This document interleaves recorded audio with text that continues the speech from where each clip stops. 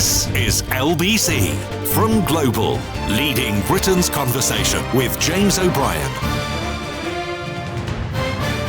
4 minutes after 10 is the time. Shall we start the week as we intend to go on by dangling in front of you a little tease that I will almost certainly forget to provide the answer to. Which prominent, for good or for ill, British politician was this weekend described by the Russian Foreign Ministry as an ally?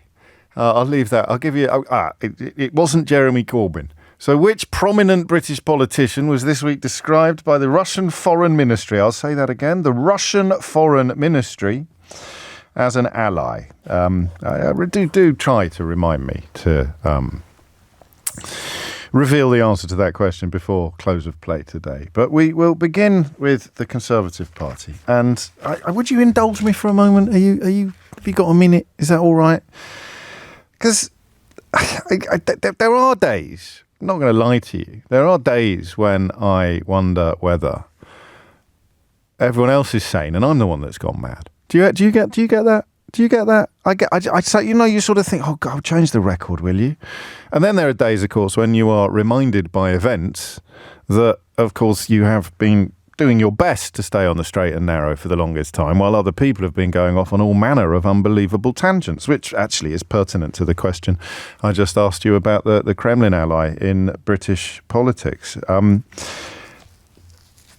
But sometimes they do your job for you. Sometimes I think the right-wing media really do prove the point that we have together been exploring now for the best part of a decade. There are now dozens. And, dozens it's a broad church, isn't it? Dozens could be in the low hundreds, but is more likely to be just in the high dozens. There are now dozens of associates, friends and family members of Tory MPs and Tory officials being investigated by the Gambling Commission over claims that they bet on the date of the general election before it was announced. Now, I'm going to play you that clip of Chris Heaton-Harris, again speaking to Nick Ferrari this morning, in a moment with a little parallel to sport and bets placed by professional sportsmen. But before I do that, I don't think it matters, does it, whether or not they had prior knowledge.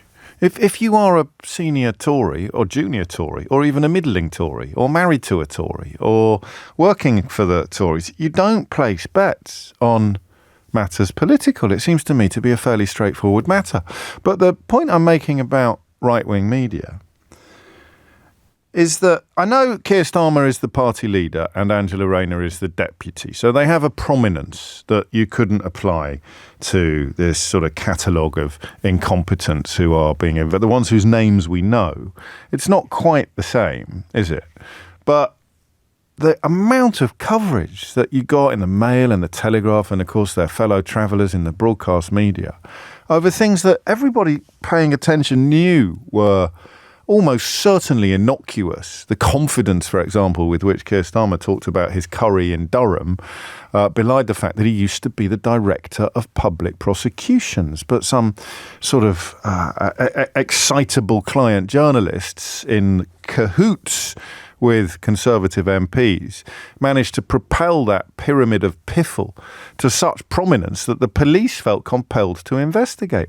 And in many ways, the same thing happened with Angela Rayner. If you counted the newsprint dedicated to an innocuous curry and 15-year-old housing arrangements by two Labour politicians and compared it to the amount of coverage currently being received by individuals, many of whom as yet unidentified, who appear to have broken a moral code in a way that, well, I mean, the best way I can think of describing it is that it's reminiscent of Boris Johnson's premiership. And yet, we find ourselves this morning having to rely largely on The Guardian and the I newspaper for a sense of its importance, for a sense of its prominence. So, and fair play to Nick for hitting Chris Heaton-Harris over the head with it earlier today. Let's take a moment to reflect upon Chris Heaton-Harris, currently Secretary of State for Northern Ireland. one of those politicians whose prominence relies entirely upon his support for the nonsense of Brexit.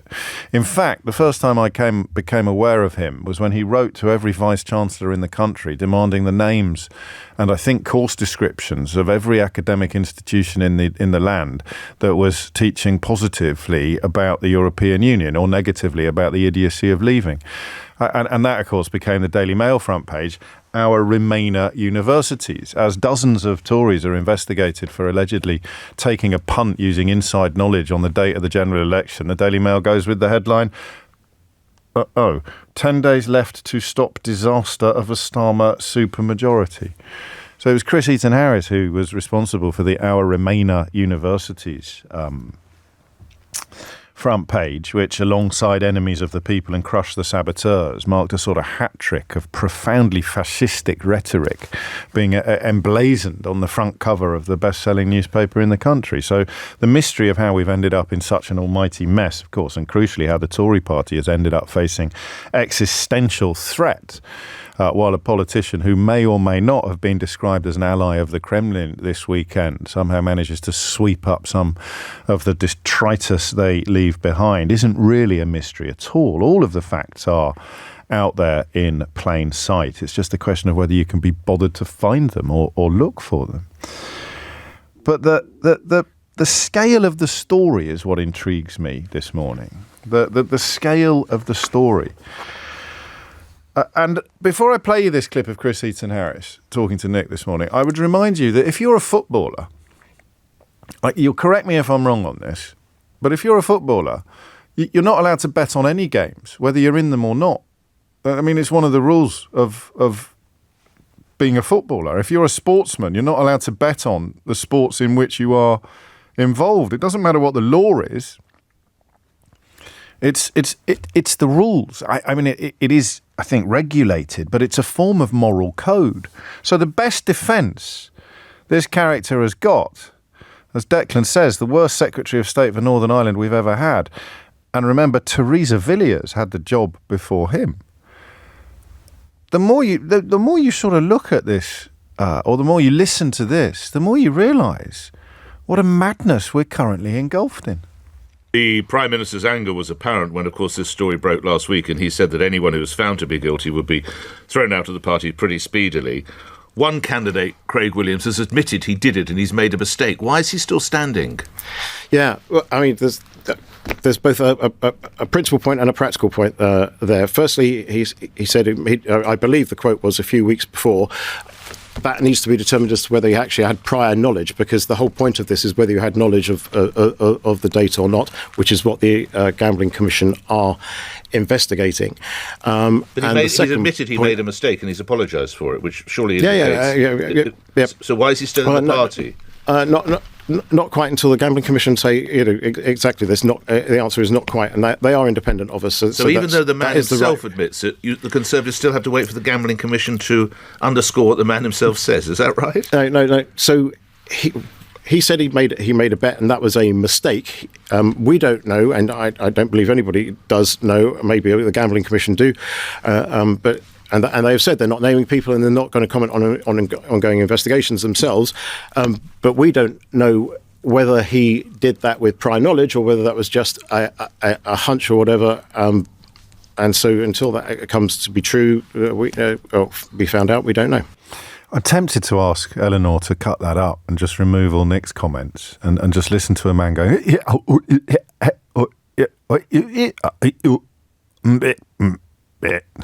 Chris Eaton-Harris isn't even standing at the general election. So as part of the general election campaign, the Tories are now putting out a man who is not standing in the general election to defend identified and currently unidentified candidates and colleagues who stand accused of placing bets on the date of the general election using information gleaned from their positions of privilege. Now, a member of Rishi Sunak's close protection squad accused of the same offence has been arrested. He's been arrested. And yet the bloke who has admitted that he made a mistake is still running. I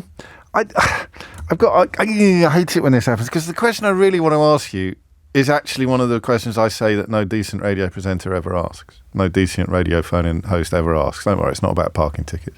The question I really want to ask you is, how big a deal do you think this is? And rules are, of course, made to be broken, and you don't have to be zany to work here, but it helps. The reason I want to ask you that question is because sometimes I need to recalibrate my political compass. So sometimes I sit here thinking, this is bloody huge. This is absolutely enormous. I can say with absolute confidence it's much bigger than Keir Starmer's curry or Angela Rayner's decade-and-a-half-old housing arrangements. And it's not being completely ignored by the right-wing media, but it's certainly not being turned into the sort of circus that it would be. Could you imagine for a moment what the Daily Mail or the Daily Telegraph would be doing today if it was Labour people accused of filling their boots? And the reason why I want you to tell me how big you think this story is and should be, should be. Remember, a policeman's been arrested as a consequence of exactly the same allegations that Conservative candidates, directors of campaign and dozens of other associates, friends and families of Tories and Tory officials. The policeman's actually been arrested.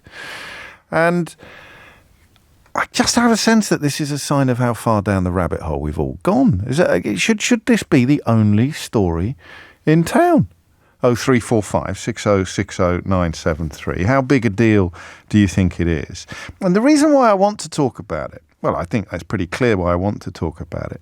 But the sophisticated treatment, if you like, of this question, because the reason I don't like that is it a very big deal question is because it doesn't involve a great deal of thinking on my part. But let me explain the thinking behind the simplicity on this occasion.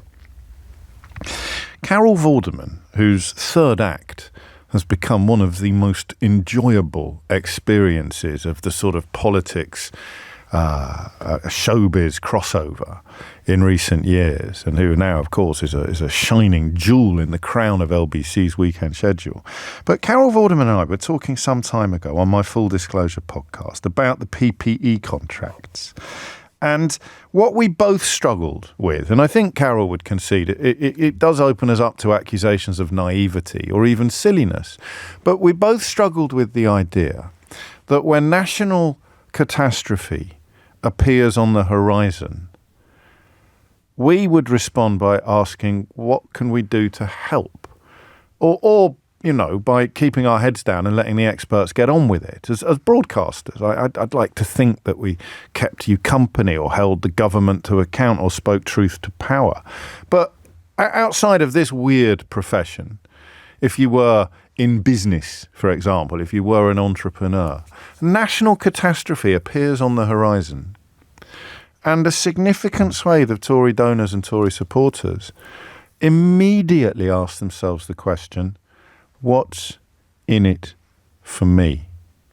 And it was quite reassuring, actually, to have that conversation with Carol, because it can be a little bit lonely sometimes in this business, holding the positions that I hold. And talking to Carol crystallised the idea that there's something, and I use this word advisedly, there's something truly sick about looking at the prospect of national catastrophe on the horizon and asking how you can make a few quid out of it.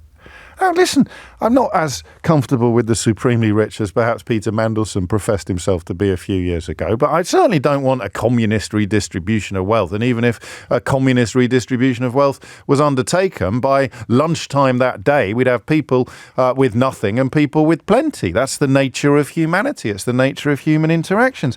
And I am perfectly happy for you to conclude that I'm some sort of undergraduate snowflake, but I am disgusted to my core by the memory and the emerging details, despite Rishi Sunak's best efforts not to investigate properly, the emerging details of people often very adjacent to or contributors for the Conservative Party, looking at the COVID catastrophe on the horizon and saying to themselves, and presumably to each other, up to and including husbands and wives, looking at an imminent national disaster and thinking first, how can I make a few quid out of this?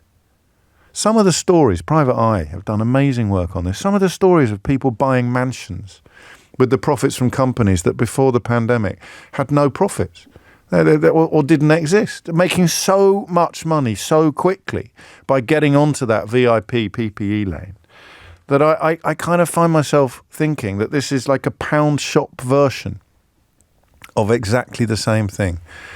Some Tories found out or knew or heard reliable rumours about when the election was going to be, and their first thought was, how can I make a few quid out of this? Now, the numbers are negligible compared to what was made out of PPE. But I put it to you this morning, in an outbreak of characteristic pomposity, I put it to you, my lud, I put it to you that this could be exactly the same thing.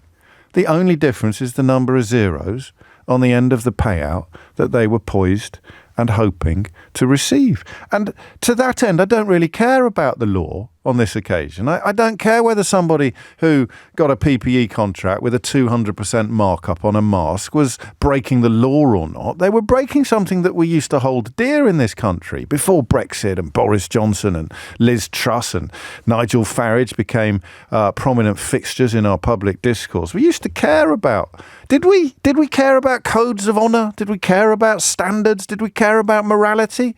Or did we just not notice the people who see a national catastrophe on the horizon or a general election coming up in the outside lane and think to themselves first and foremost and fastest, how can I make a few quid out of this? How can I make a few quid out of this? Do you know what? I'm going to tell old Johnny as well. Johnny, over here, mate. I got a little bit of an insider tip for you. A little bit.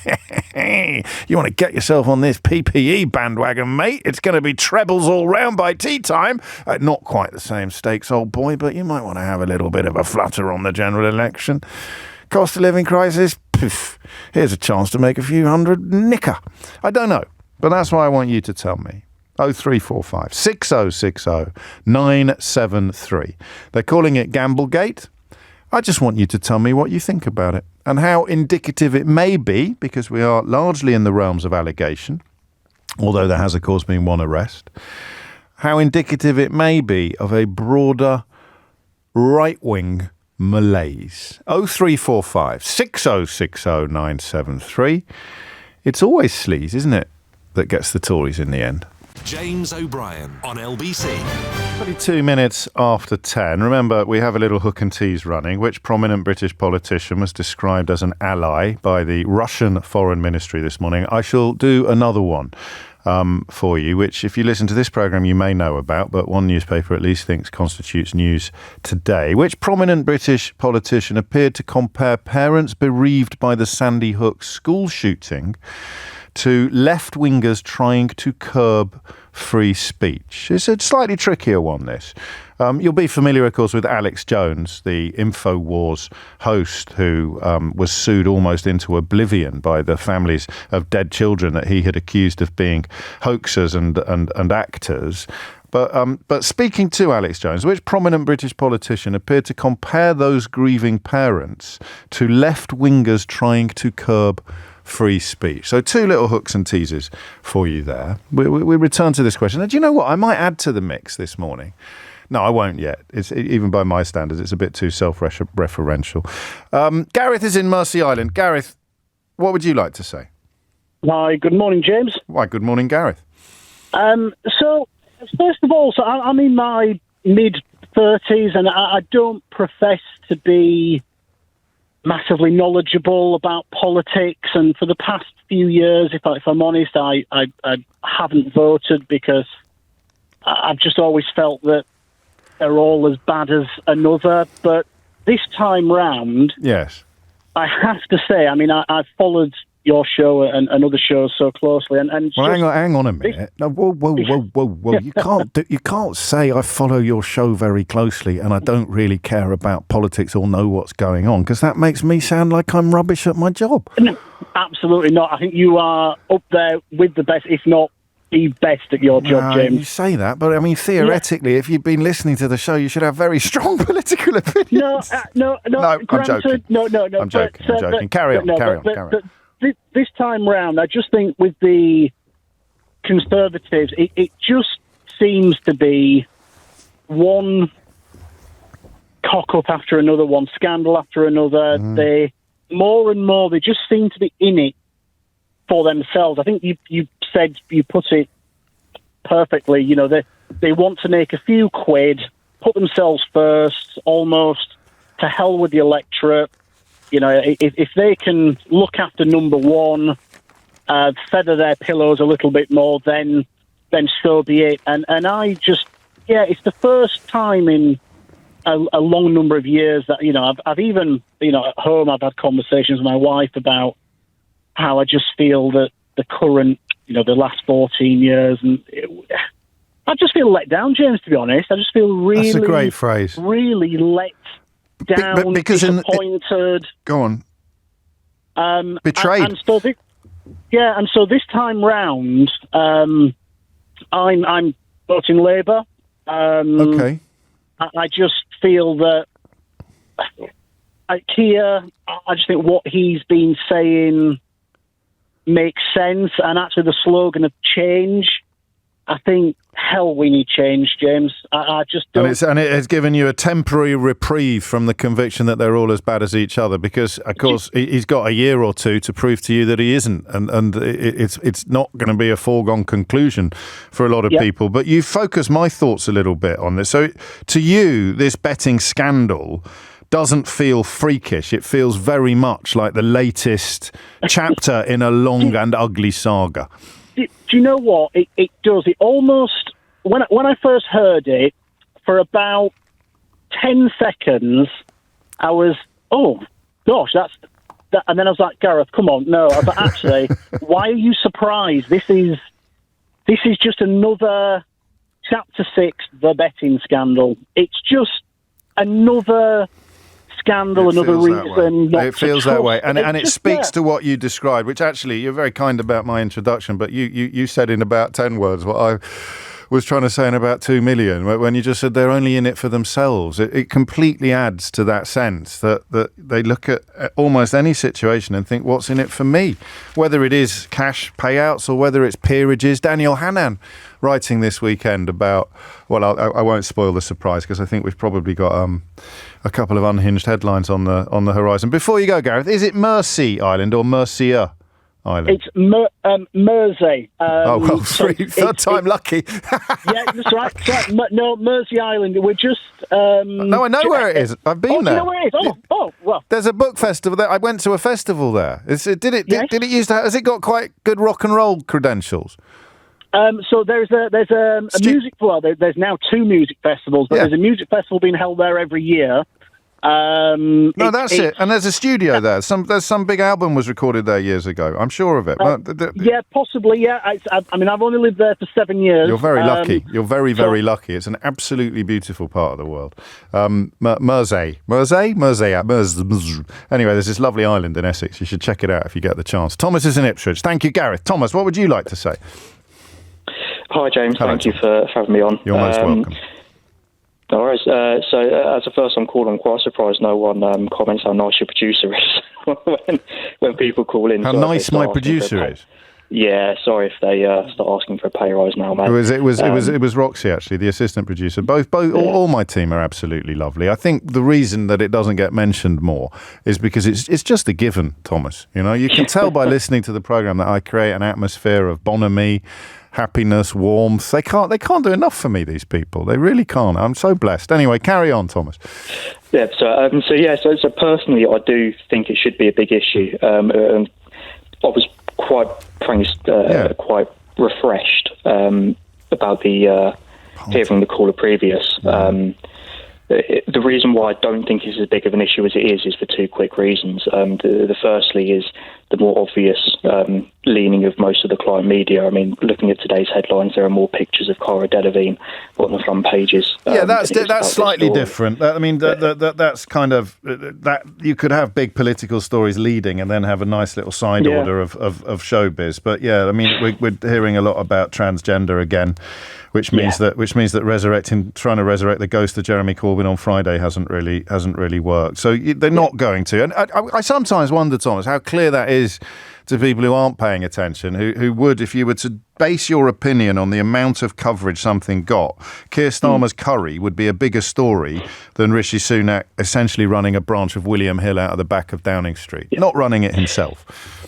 Yeah, and of course that's listening to the interview that Lewis Goodall did with James Cleverly. That seemed to be the kind of go-to for James Cleverly. Well, the Labour politicians were investigated themselves. Obviously, they're completely different situations, but narrative completely exonerated, context. and we knew all their names. Yeah. Whereas in this case, there's hundreds now, according to the Times, hundreds of people being investigated, and we only know about 5 names at the moment. What's reason number 2? Can you remember, or have I distracted you so much you've forgotten?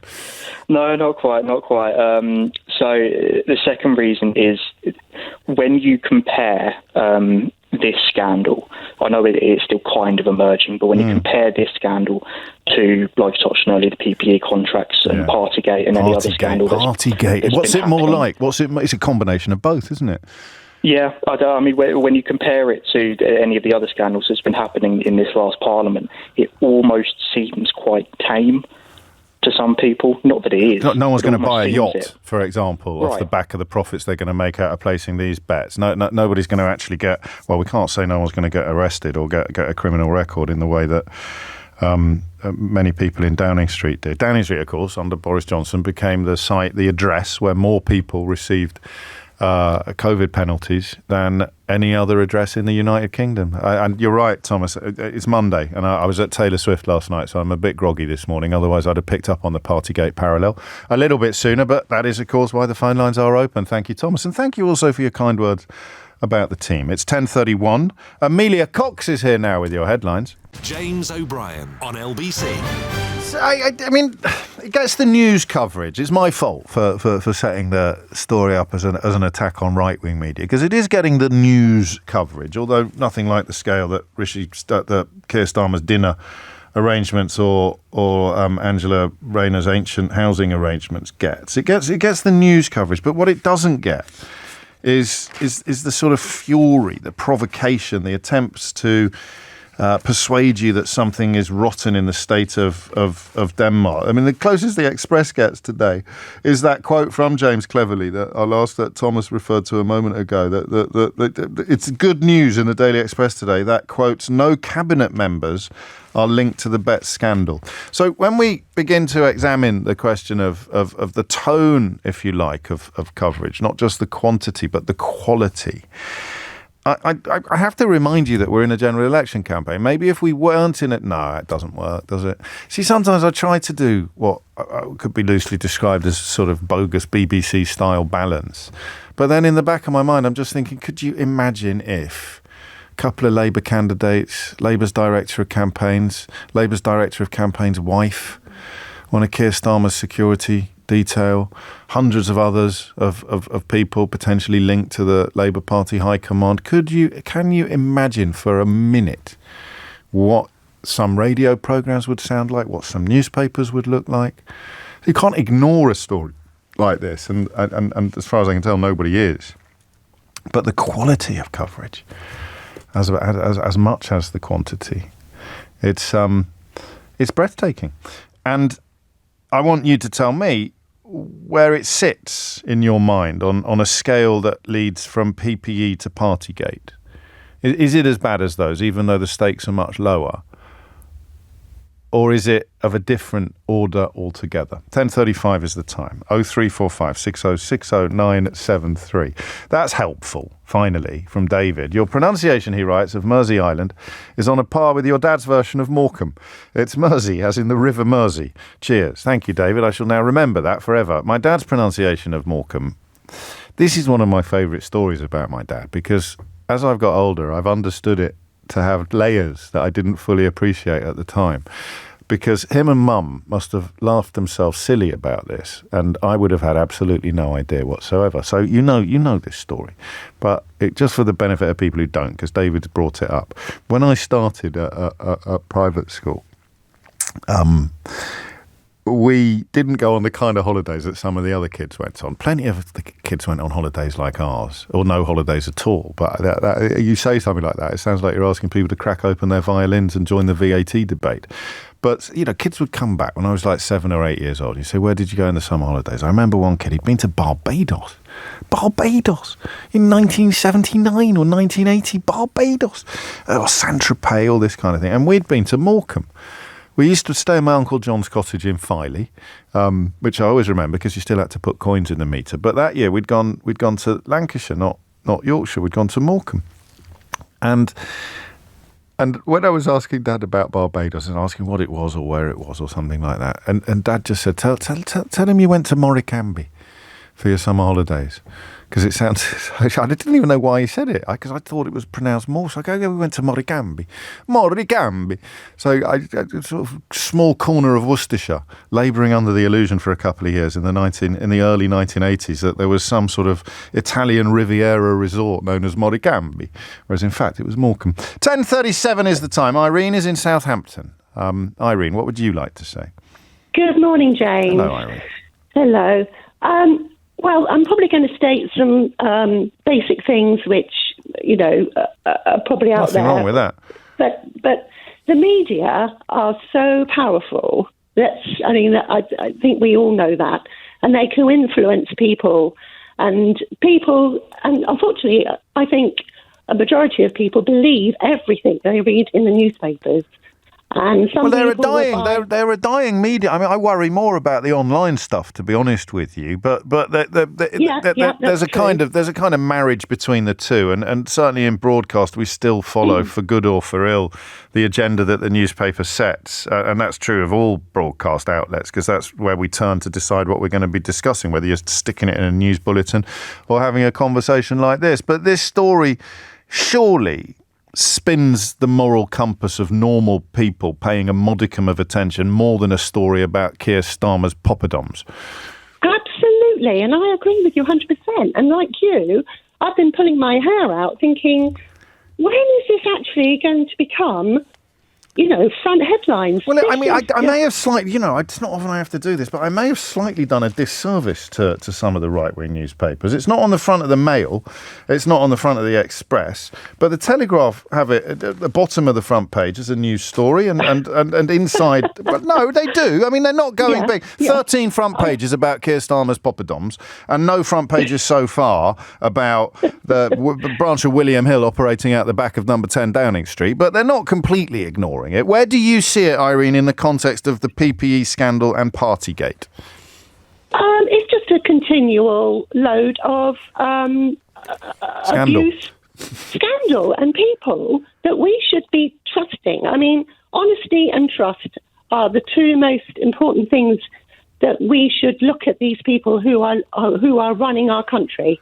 And I'll be honest, the Conservatives, I have lost complete and utter trust. And they have, in a way, I've lost my confidence in all Conservatives now, and that has brainwashed me in a way, I suppose, because I've become so disillusioned with it all that I've probably come up with this, where people say that people are all the same, not politicians are all the same. Well, they're not. They're not all the same. That is totally untrue. What a very honest analysis of yourself that is, because it makes me look at. Go on. It makes me look at Conservatives now, and I have this cloud in my head, and I think, corruption, dishonesty. I'm just looking after myself. I'm not looking at the bigger picture. What can I get out of this? And that has influenced my thinking of a Conservative. Because we may be doing a disservice. We may be doing a disservice to some politicians, or even some Conservative politicians, who don't deserve to be tainted with this stink. Well, that is fascinating. I'm going to read you something, and I would remind you, I'm just going to check with Eleanor that I get this right, or with Keith, actually, whoever's paying the most attention. If I say a full list of candidates in Clacton is available at lbc.co.uk/candidates, is that? Can I now say what I want to say and name a candidate? Is that all right? You'd think I'd done this before, wouldn't you, Irene, the money they pay me? But it's a better safe than sorry, belt and braces, because it's the Conservative candidate in Clacton, a chap called Giles Watling, who said, this is the last thing we need, this kind of story. Every time anything happens over the last 7 years while I've been an MP, it's not just the Conservative Party. Somebody in the political sphere does something idiotic and then brings us all down and loses any sense of respect. We've lost a lot of respect in the political classes generally, across the board, And this is just another one. I might dispute his attempt to claim that other parties are in a similar hole to him, but his central point is very similar to yours, actually. Yes. I mean, I'm aware of it. I am aware of it, but it still has influenced my opinion and my, you should never judge a book by its cover.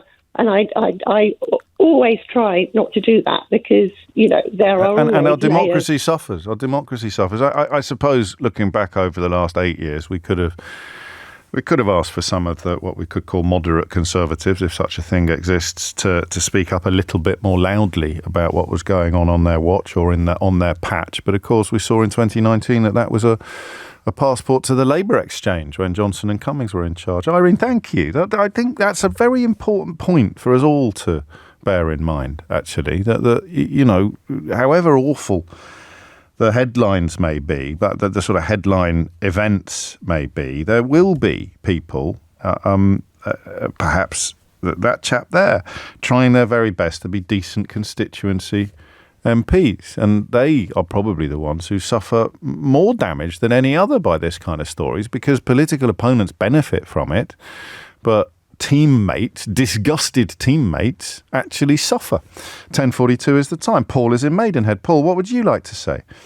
Good morning, Mr. O'Brien. Hello, Mr. Paul. I got quite simple proposition. Let's ban them from politics.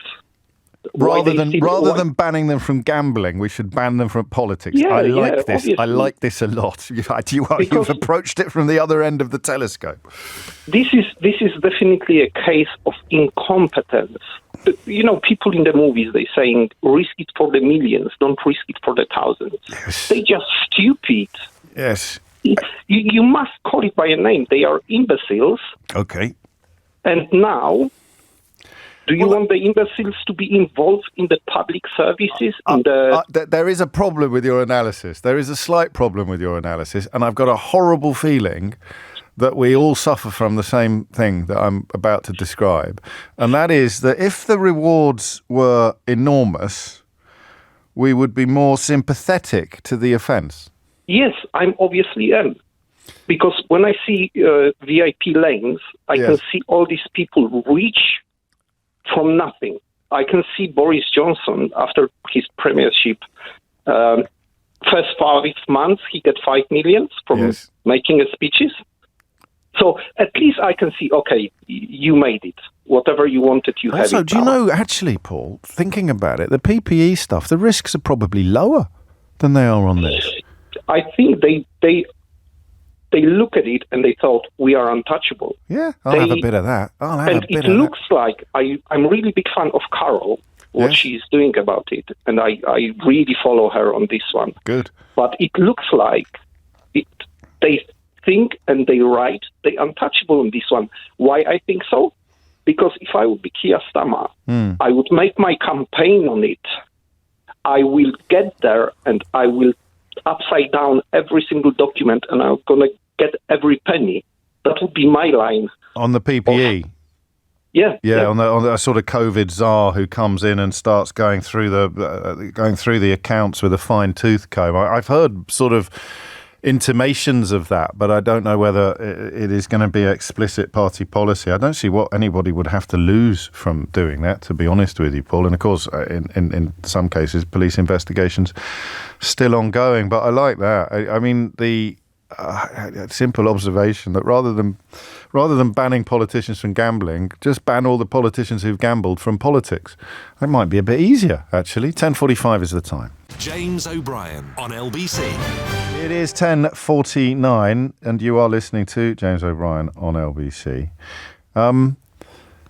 If I said to you that during the little junction there, Eleanor and I had a conversation in which we both said, I understand it, but I don't understand it.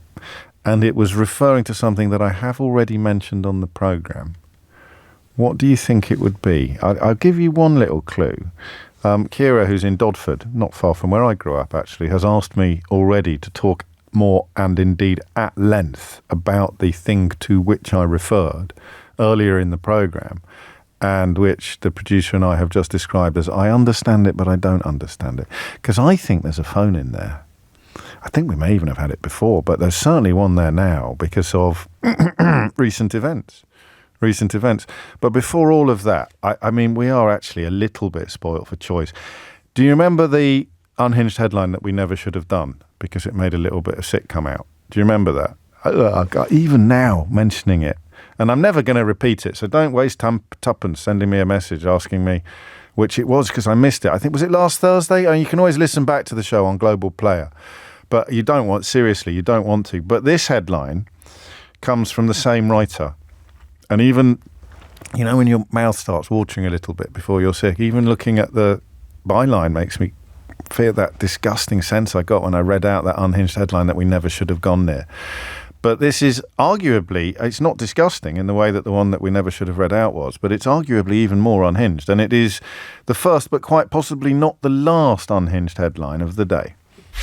Unhinged headline. Gangs of feral youths rule our streets. Not even Waitrose is safe. I'd leave that without comment, I think. Unhinged headline. I've got another absolute doozy, but shall we save it for a little? Let's save it for a little later in the programme. Someone's resurrected Daniel Hannan.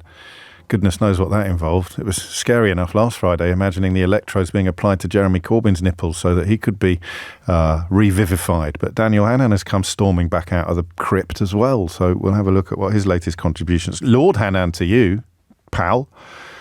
You get a seat in the House of Lords for backing the architects and indeed the actuality of the disasters that have engulfed the country over the last 8 years.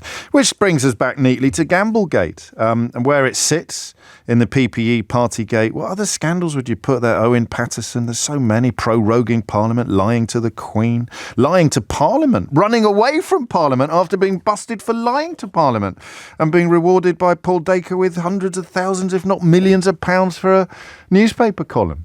10:51 is the time. Andy's in Limehouse. Andy, what do you want to say? Good morning, James. Good to speak to you again, sir. Likewise. Could have done without the mental picture of Jeremy Corbyn's nipples, but there we go. Yeah, well, this is, I speak as I find. I've had my breakfast, so I'm good. I've had three words going round and round in my head all weekend, and those three words are... Shake it off. No. Oh, no, that's just me then. Carry on. Yeah, just you. No, it's honesty, professionalism and accountability at every level. That's what Rishi Sunak stood up in front of the door of number 10 on day one and promised. It's incredible, actually. Nobody made him do that. No, they didn't. And he must on some level have meant it, mustn't he? On some level, yeah, but it goes to show, that's how far, it goes to show how far he has failed. Since this broke, I've heard nary a peep from the Prime Minister about this scandal. In the words of Danny Dyer, where is the geezer? No, phew, thank goodness that's what he's... You could have gone for the single syllable that he also deployed during that magnificent appearance on ITV. It was wonderful, but I won't repeat it. No, thank you very much. Because when he came back for the second one, after, I think it might have been Susanna was going off on doing the grown-up stuff, and he just sat there on his own in the corner of the studio and just gave it another... Can't say it out. I love that moment. Beautiful. It was magical, a beautiful moment. Magical, poetic. But coming back to today. Sorry if I may steer us back. Yeah, of course, if you must. Where is the geezer? Where is the geezer? He has. Why is he not settling? Where is the geezer? Where is the geezer? He's in flipping Rome with his trotters up. Well, can we get this clip? We must get this clip with the bleeps because some people won't know what Andy's talking about, and it's one of the finest moments in recent political history. I have to correct you on one thing. I have to correct you on one because the only reason I know this is because of my fondness for IPA. So it was actually integrity, professionalism, accountability, not honesty, and indeed in that order. And you can remember it. You can remember it by remembering IPA. But yeah, what was he thinking of? What was he thinking of? I think he was thinking of just saying whatever he could to present a clean break between the start of his kind of regime, as it were, or his iteration of the Tory party and the ones that had gone before. And I think that's how he, in his mind, presented a clean break between the kind of madness of Truss and the untrustworthiness of Johnson and all that had kind of gone before him. What really kind of just grinds my gears is the fact that he stood out there and said that. But I mean, Is there? Listen. What if? And I should write this down because we've got another week and a half of topics before the election actually happens. But what if he's because he's taken a lot of criticism for being completely detached from the public, right? Mm-hmm. Completely detached. What if he's completely detached from everything? What if he's sitting in Downing Street, not having the first idea what's going on next door? Reasonably, that seemed to be what happened. That was his great defence during Partygate. Well, he doesn't understand that the people he's surrounded with are walking out of the room where he said, look, this is top secret, all right, but we're going to have an election on July the 4th. And they go, okay, yeah, my lips are sealed. And then literally they close the door and they go, hello, Ladbrokes? Can I? and then, Mum, it's me. You've got to get on the phone to Lad. Maybe he's got no idea what's going on in his own office. Into Chinese whispers, and then Mum tells Dad, and then Dad tells the butcher, and then the butcher doesn't cross his mind. No, it can't. No, you're probably right. No, you're probably right. Thank you, though, and thank you for that great reminder, which we will play out. Although, actually, Rob reminds me that I do use that quote at the beginning of the David Cameron chapter in my book, How They Broke Britain, and because it's an audio book, I'm perfectly entitled to use all the words that I can't say. I really, really, really enjoyed that bit of the recording. You can probably hear the relish in my voice at the top of that chapter, but I'll play you the censored version shortly. The clean break theory, that's what it was, wasn't it? The clean break, that's what he was trying to sell, a clean break theory, and my goodness me.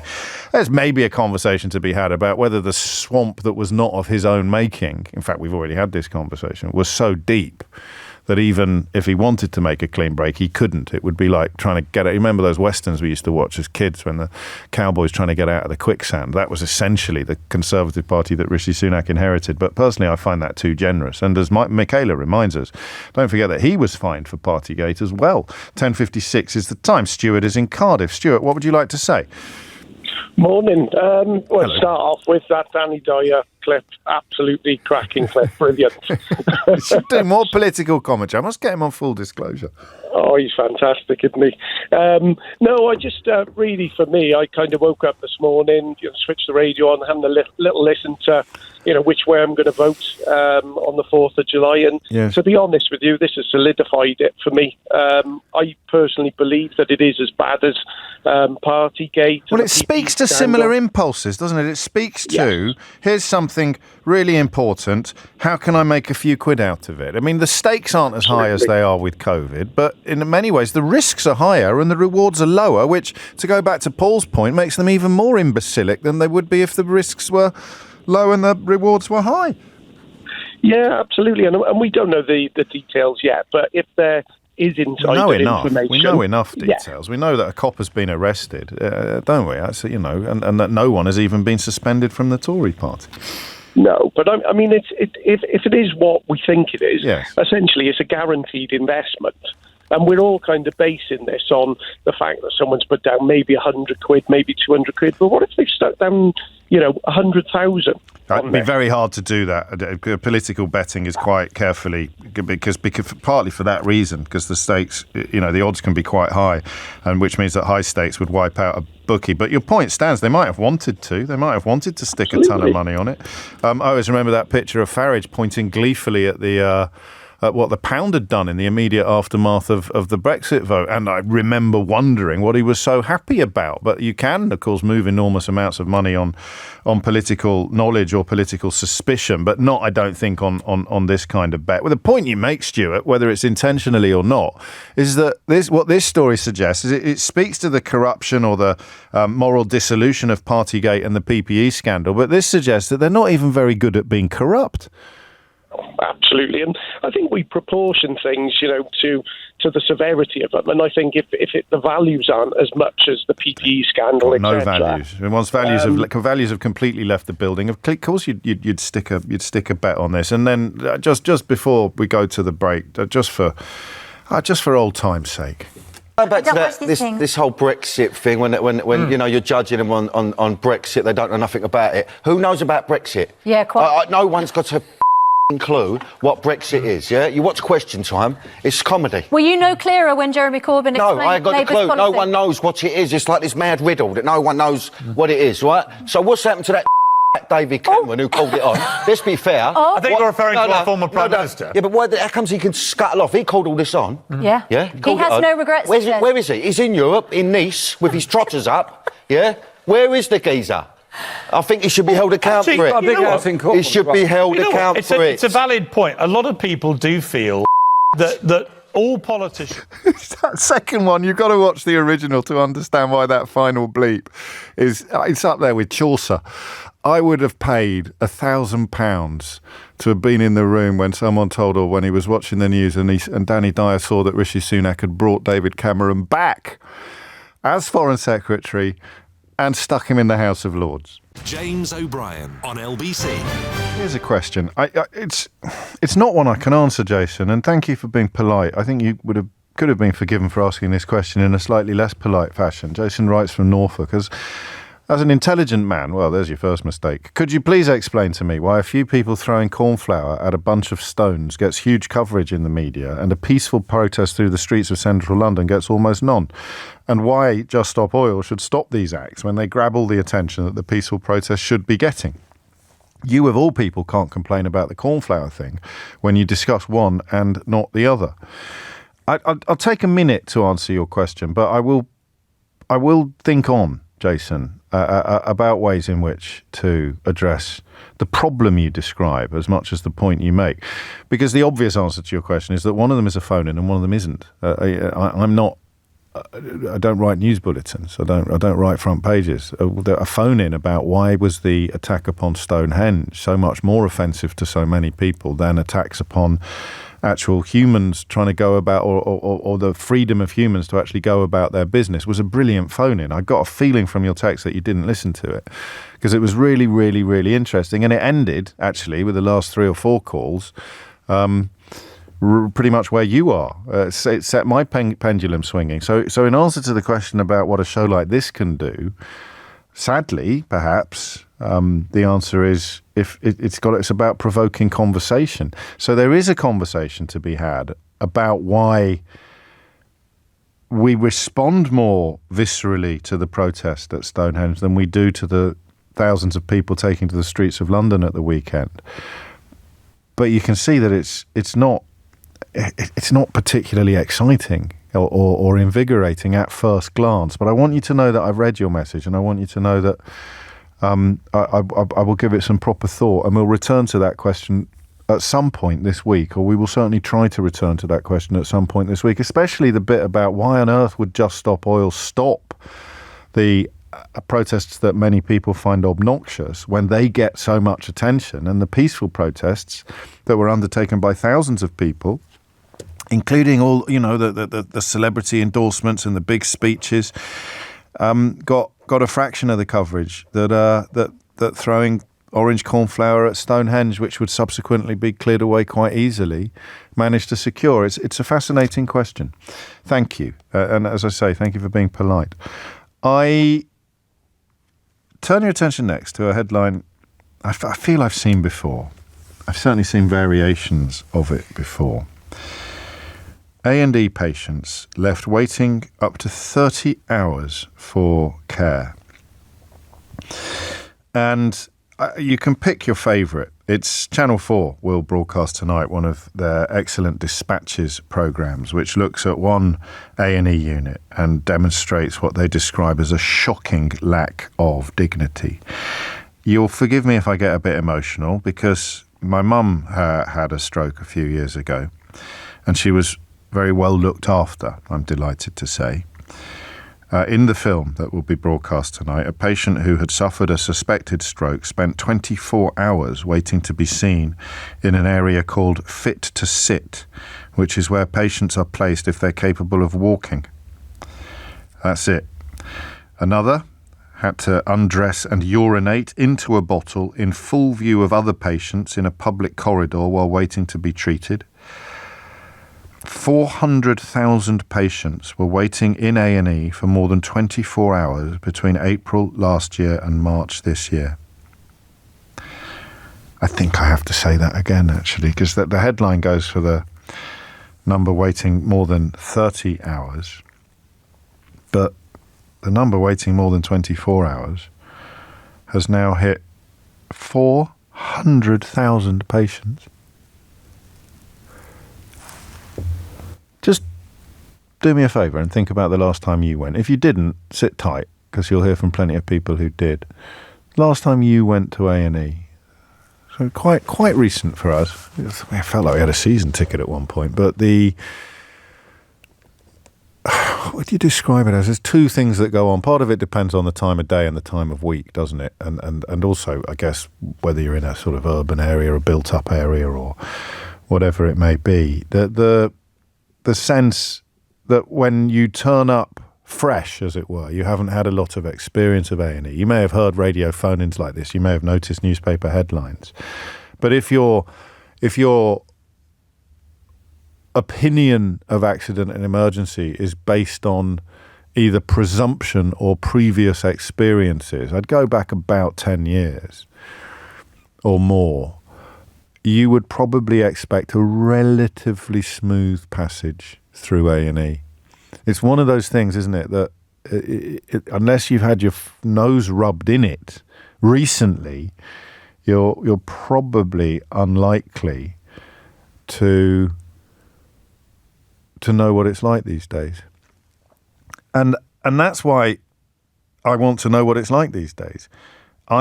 I can't quite imagine this. And the reason I say, think about the last time you were in A&E, I'm just trying to think. The problem is you do inhabit a bubble, don't you, when you're there? You build a bubble up around you. I was with a family member who had really severe stomach pains.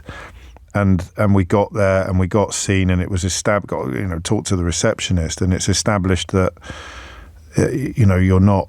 I suppose they'd check it wasn't appendicitis. No, we didn't even get that. You sit down and then you see the nurse, and the nurse the nurse is essentially saying, "Is this life or death?" I think, aren't they? We'll hear from nurses and indeed doctors this hour, but I presume that first check. Is this an imminent case of life or death? I mean, is this the ultimate emergency? In which case we will escalate you. Otherwise, you're going back into the room and you're going to be sitting down in an almost a sort of Dickensian feeling to it, because the buildings now are decaying. The need for refurbishment. You're supposed to still be wearing masks, I think, in A&E. Certainly the signs are still up. It's one of the few places where the gel dispensers are still full. And yet that it's not even a fraying at the edges. What comes after a fraying at the edges? We can all recognise a fraying at the edges. What comes after that? What's one step after a fraying at the edges? It's when you find yourself thinking, do you know what? A lick of paint isn't going to fix this. It's just one step beyond the fraying at the edges. And listen, this is my experience. All A&Es will be different. This comes from the Royal Shrewsbury Hospital, this Dispatches reporter, where a reporter worked as a trainee healthcare assistant for 2 months, receiving 10 days of training to become that trainee healthcare assistant, and should not have been left unsupervised on the ward, but was. 44 minutes of undercover video will be broadcast tonight. You'll see a woman crying and screaming in agony while waiting for pain relief. You'll see all sorts of things. The elderly gentleman forced to urinate into a bottle in a corridor as he waited for care. You'll see the journalist Robbie Boyd, quite understandably, stepping over that line of objective analysis and describing himself as being so angry right now because if that was my parent having to pee in a bottle naked in front of 30 people... I don't, and I haven't watched it yet, obviously, but I don't think it's going to be a freakish experience, and I don't think that it is going to be the fault of the nurses responsible. I really don't. I know one day maybe we'll hear stories about nurses not being fit for the task, but understaffed, under-resourced, underpaid, of course, under constant attack from Tory politicians, and under constant pressure from the sheer weight of requirements. But what I want you to tell me is what it's like to be in there for ages, all right? That's all. We went home last time we were there. Stomach pain subsided. There could be an argument there for saying we should never have gone in the first place. But you know, don't you, when the pain is out of the ordinary and you make that decision based partly on how long you're going to be there for. We live around the corner from the hospital, so we're told you're going to be waiting 6 to 8 hours. We thought we may as well go home and come back in the morning, which is what we did. But that length of time in A&E, that's a lovely phrase. A tear in the very fabric, says Dave, who's got his poetic hat on this morning, saying what comes after a fraying at the edges. Dave humbly suggests a tear in the very fabric, James. And of course, the question of what it's going to take to fix it is one that Wes Streeting and Keir Starmer will be asking themselves, one presumes, on a daily basis at the moment. But what I just think we'll do that. I don't think we'll get into the politics of it. We're doing plenty of politics at the moment, and we'll continue to do so. But what's it like? Just tell me your story about being in A&E for ages. Listen, I know people like me have had good experiences there, and that's great, but we'll take that as a given, because this is a story about being in A&E for ages. And the point at which, this is, I think, the way into it, the point at which you couldn't quite believe what was happening. Because you get there, depending on how desperate you are, you get there in a bit of a daze, don't you, A&E?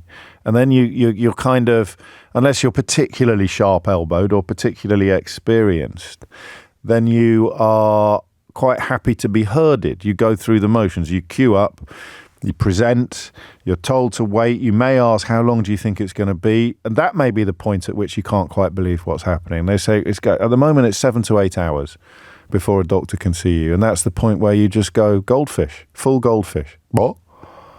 And that's why, if you're not a habitué of A&E, if it is a very, very rare occurrence, like once in 10 years or something like that, that's when you go, I can't quite believe this is happening to me in Britain in 2024.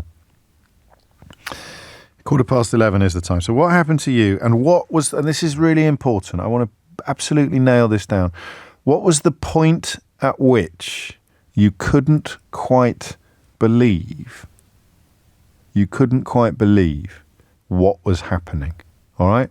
0345 6060 973 is the number you need. It's 11:16. James O'Brien on LBC. I forgot, didn't I, give you that quick heads up? Which prominent British politician was described as an ally this weekend by the Russian Foreign Ministry? And while we're playing mystery politicians, which prominent British politician appeared to compare parents bereaved by the Sandy Hook school massacre to left-wingers trying to curb free speech? I think I'll give you both of those in the course of the next half an hour or so. But just to clarify for everyone who's playing today, spot the politician. Which prominent British politician was described as an ally this weekend by the Kremlin? I'll give you a clue. It may be the same person who blamed the invasion of Ukraine on Ukraine. But it may not be, so I'll leave that mystery hanging. And entirely mysterious, of course, is the question of which British politician has compared parents of murdered children to left-wingers trying to curb free speech. I'll give you the answers to that if I remember in the next 20 to 30 minutes. The question of... No, I'll come back to that a little later. Brenda is in Biggleswade. This is more important. Brenda, A&E. What made you pick up the phone? Good morning, James. Hello, what Brenda. made me pick up the phone was 18 months ago, one Sunday morning, I woke up, wasn't well, did 111 because we thought it was a heart attack. Oh, all Lord. these, and what am I, 67. So all the signs that I was telling them was ringing bells. So I was lucky it was a Sunday morning because the ambulance came quite quickly.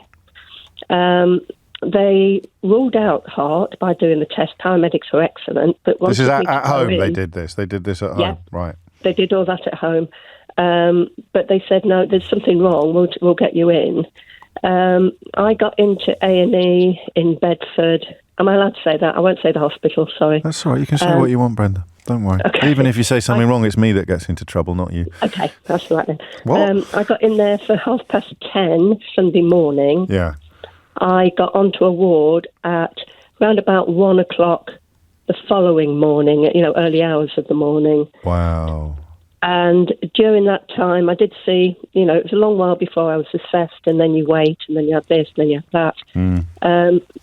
And looking around at some of the people around me, I mean, I felt rough, but some of those people looked absolutely terrified. Yeah. And I was in for nearly a week. And during that week, I never got onto the specialist ward that I needed. I was on an assessment ward all the while. The ward had run out of blankets. It was October, so people were cold. Good Lord. There was a couple of really old ladies there, and the staff hadn't got the time to deal with them because they were deaf, but they were coming and taking them for tests in wheelchairs that were broken, and the staff were saying to them, "You'll have to hold your legs up, love. We haven't got anywhere to put them." There was somebody came in that had got an ulcerated leg, and they'd got no pillows to elevate her leg. How? I mean, I don't want to say how shocked were you, because that sounds a little bit I was terrified. Yeah, that's a better word. And the reason I reached for shocked was because a lot of people listening to this will be struggling to believe that this is actually happening. No, and that's how I was. That's what I mean. The ward I went into when I first went in, they'd had to open a day ward to put people from A&E overnight because there were no beds. And that was quite nice. It was, you almost got personal attention because there were 2 or 3 nurses and there was only about 4 or 5 of us. Right. But of course, next morning, they had to empty that ward because it was needed. And when I got down onto this assessment ward, it was my idea of hell to start with, and I was frightened. And I now don't want to be ill. I genuinely don't. I mean, it was in the end the blocked bile duct, which was why the pain was so bad. Oh, dear. And the doctor actually said to me, "We need to do more tests." And I said, "Well, shall I go home and come back?" And he said, "No, if you leave it and if you go home, I hate to think when you'll get back into the system." Because you'd lose your slot. Yeah. And you'd move around again. So it's about, I mean, was there a moment that you suddenly thought, I'm not living in the world I thought I was living in? So 16 hours in A&E, 16 hours. Yeah. Sort of, I think after 10 seems like a nice round number, doesn't it? After 10 hours, you'd sort of think, hang on a minute, I'm having some sort of hallucination. Well, you do, but you almost get, even in that a short period of time, a relatively short period of time, you almost become institutionalised. You sit there and you think, well, okay, this is the way it is. Yes. There's no point me getting het up because that'll make me worse. And they are doing that. They are doing their best. I think we can don't forget, always unless you've got money with you to get a chocolate bar out the machine, there's nothing to eat for the day that you're there. No. And I did write to my MP. I did contact him, and he wasn't particularly interested because, I've heard it all before, hasn't he? That's the thing. Well, yeah. And the only thing he commented on was when I said the staff. I had 2 or 3 staff in tears. But when I said, but the staff were lovely, and he said, "Oh, thank you for that. I'll let them know." I don't know what an individual MP can do, but it does tell you everything, and it's. But they've got to. I know individuals can't, but it has got. I was talking to my husband this morning about. Governments can. Yeah, I was talking this morning about the fish rotting from the head. Yes. Well, it's got to be the opposite way round as well. The good has got to come from the head, and the mending. Yes. Of these broken services has got to come from the head. You're not wrong. I mean, we've been thinking about doing a phone-in on inviting particularly people in the NHS, doctors and nurses, healthcare professionals, to tell us about what needs to be done. But it almost feels like, the mountain's too high to start climbing sometimes, doesn't it, Brenda? Yes, yeah. It's not down at the bottom. It's at the top, and I'm not talking about money. No, there is something else going on, obviously, and what it is, I do not know, but what the consequences are, you've just described in really stark terms, and lots of thought-provoking insight as well. Brenda, thank you.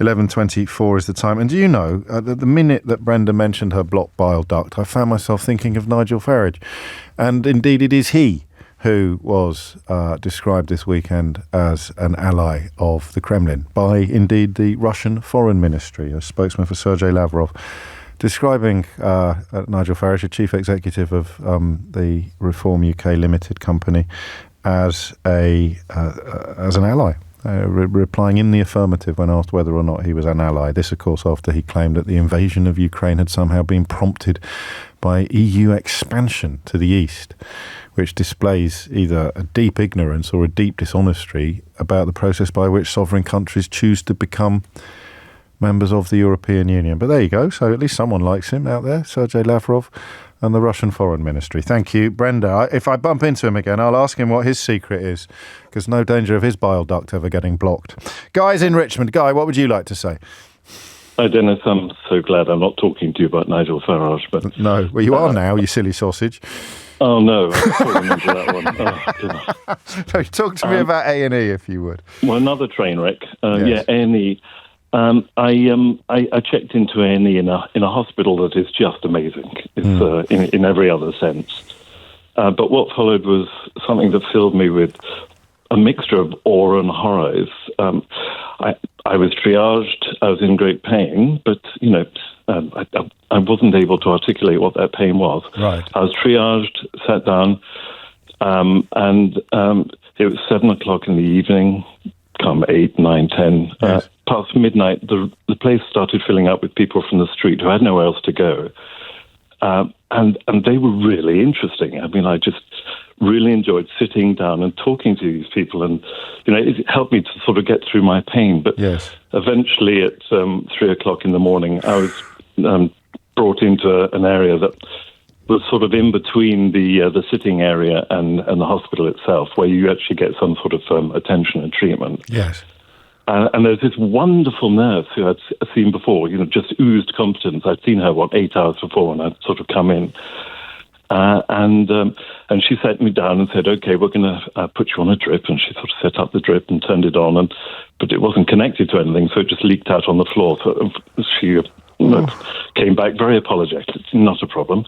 She hadn't put a cannula in, so she put the cannula in, but didn't stop it, and it spurted across the room.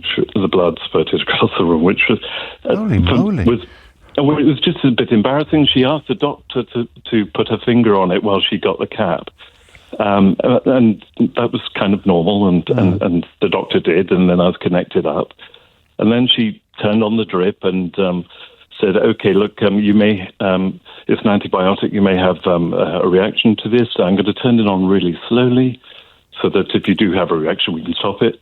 She then turned it on and went away, and it all went through very, very quickly. She switched it on full, and when she came back, she said, "How come it's empty?" I said, "Well, you turned it on full. You said you were coming back, but you didn't." She oozed competence. But she was just exhausted. Yeah, absolutely shattered. That's what I'm hearing. Shattered. What was the moment? Everyone around her responded with the same respect. Yeah. That I did, the sense that this person knew what they were doing, but she dead. was just wasted. Dead on their feet. What was the moment at which, because it's interesting how many people almost have season tickets for A&E, and I've got a message I'll read out a little later from a police officer who spends an unconscionable amount of his time there these days. What was the moment at which you kind of found yourself struggling to believe what was happening? So there's the length of the wait, the exhaustion of the nurse, the condition of the other patients. That is not what you expect, and certainly not what you would have got 15 years ago or even 10 years ago. The moment where you couldn't quite believe what was going on around you, if there was one. I'm not sure there was, because I was in so much pain. I was trying to, so it was all a little bit sort of dream state for me. Yes. Yes. And delirious is and the actually, word, isn't it? They relieved the pain almost instantly. Right. When they found out what it was, I just had, after an operation, I'd had a catastrophic sort of bladder retention. Right. And so I just wasn't peeing. Well, I thought I was, but I wasn't. Got it. And once they got rid of 1.5 litres, it was like, Then you were all right. and then, so middle of the next day, a bed was available for me, but I just wanted to go home by then. So I feel sorry for you, and I think I'm probably fair in saying that you felt sorrier for the nurse. And I felt sorry for her. I didn't feel sorry for me at all. I felt many people around me who were in much worse condition than I was. When you hear politicians, and I'm thinking now about the party most likely to form the next government. So Wes Streeting is a regular on this radio station. It comes in often with Sheila. Do you hear people who seem to know the depth of the problems talking? The problems. My phone board is melting now. It's absolutely melting under people with stories comparable to yours and to Brenda's. But do you think they know the scale of the problems that they're going to be called upon to start addressing in a few days' and there's time? a simple reason for that. Go on. They're responding to statistics. They're responding to what they know are lined up as events that are unacceptable. That's a long way from actually experiencing the life cycle, if you like, of an incident. All they get are the high points and the low points of an incident, but not what leads up to it and what trails away from it, not what provokes it and not what alleviates it. So all they get is a snap that is a statistic. And you can't resonate with that. You can't really understand it. And worse, you can't do anything about it unless you actually go through the whole process. And people in the hospital know this because they're part of it. They know they're part of the process. And they do their job within that role, but actually the process itself needs fixing. I think you're right, and echoing what Brenda said about, and quite often you hear people say you can't just throw money at it. Obviously, something systemic is in need of major change as well, and I don't know whether people hear calls for optimism from the opposition currently seeking to become government, or maybe some people have got grounds for optimism from the current government, but I don't know. Guy, thank you. Generous as well. The generosity to the people trying to look after you is admirable. Amelia Cox, how's your headlines? James O'Brien on LBC. 11:34 is the time. I mean, normally at half time on a phone in like this, I would invite doctors and nurses to start ringing in and provide a little bit more context and colour on the question that I'm asking, but you won't be able to get through at the moment. I'll read this from Dean, who's a police officer. I know that because the first line of his text is, "I'm a police officer, and we are often in A&E." I'm just going to check when I get to the bottom that I'm not Dan, sorry, not Dean. So just making sure that there's not a request at the end of the message that says, please don't say my name on the radio, because I've fallen into that trap a couple of times. I don't know if you've ever noticed. If I go, here's a message from Andy, and I read the whole thing out, and I get to the end, and it says, please don't read my... And then I'll go, oh, thank you, John. That was a great message there from John. But no, this is from Dan. I'm a police officer, and we are often in A&E. Sadly, it's forming more and more a part of our job. Normally, we're there when someone is actively trying to harm themselves, and we have to section them for their own well-being and then take them to the nearest hospital. There have been many times I've been sat in A&E for 10 hours or more. Sadly, I'm off, so that's a copper off duty for 10, well, not off duty, but off the streets for 10 hours. I'm often surrounded by patients that are laughing and joking and seem to treat it as a day out. I've seen people that have brought their own packed lunches with them. The person we've detained will often be laughing and joking as well, clearly not wanting to be there, and the medical staff will be trying to wade through a sea of people who are either not really that ill at all or don't want to engage with health staff. And while this is happening, there's often a queue of people in beds who've come off the ambulances that is literally trailing out of the door. The doctors and nurses are constantly stressed. I pity the person who actually needs emergency medical care and goes to A&E. So many factors here. Simon's in Chislehurst. Simon, what made you pick up the phone? Hi, James. Hello, I'm a bit emotional, a bit angry. Okay, you take your time. All right. It would have been my mum's 93rd birthday yesterday, but she passed away about a month ago. She had a fall about 6 months ago, and she'd been in and out of A&E ever since. I'm in London. Yeah. They're up near Liverpool. Okay. My dad's 90, so he'd been taking her in. I went straight up there, and when I arrived, my dad was like, you need to prepare yourself because you're not going to believe what you're going to see. I went into an A&E of a hospital, and it was like a war zone. Right. And there were people out the door, as that guy's just described, people lying on the floor. My mum in and out because they're on all sorts of different drugs now, and if things go wrong, you have to be readmitted. So my mum and dad both went through countless, 12, 15 hours sitting in an armchair. And what I'm angry about is my mum left school at 14 and paid tax her whole life, and that's how she was treated. And politicians have got a contract with people in this country. Right thing, and we work and we pay our tax. We're entitled to be treated properly and with dignity, and my mum didn't receive that, and I'm angry on her behalf. I bet. And how do you even reach a politician with that emotion, with that anger? Because the danger is, of course, it's the people on the front line who are going to be on the receiving end of it. I know not in your case or your dad's, but the disconnect is enormous, isn't it? Absolutely enormous. My experience was that people were good with the staff because they know the staff are overwhelmed. They're doing the best that they can in impossible circumstances.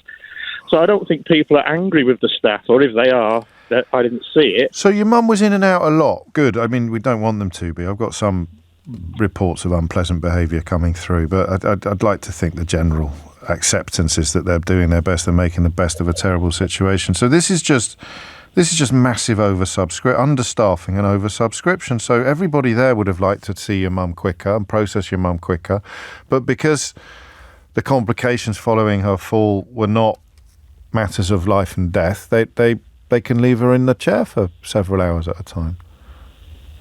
Well, I mean, you said you didn't want to be party political, but you Did can I? look back. That doesn't sound like me, Simon.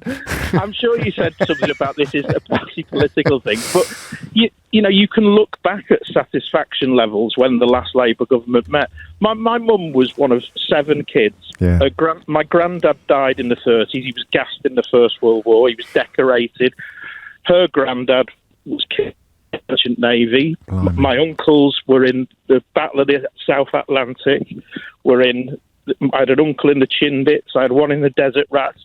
They did what they were asked to do by this country. They all worked their whole lives, as did their kids. They've all paid tax. And one of the things that I think does bear repeating is the people at the end of the war voted for a welfare state. They did, yeah.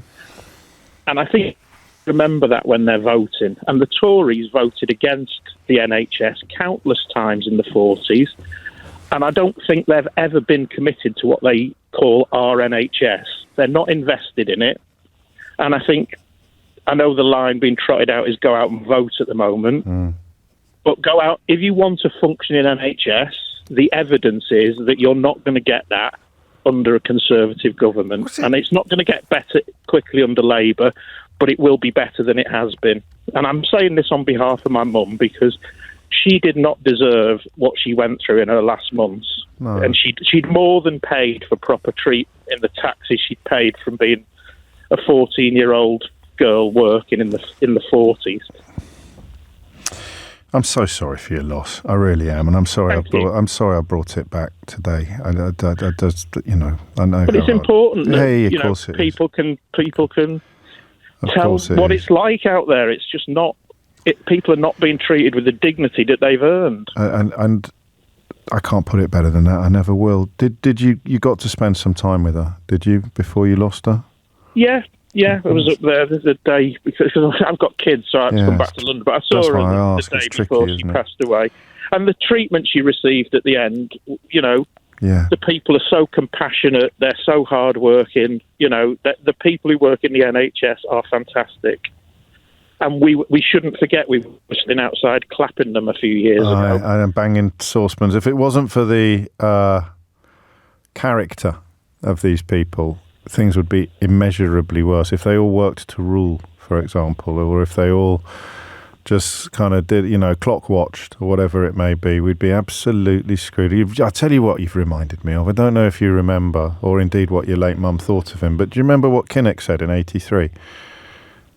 He said, I warn you not to be young. I warn you not to fall ill. I warn you not to grow old. And of course, they didn't heed his warnings. No.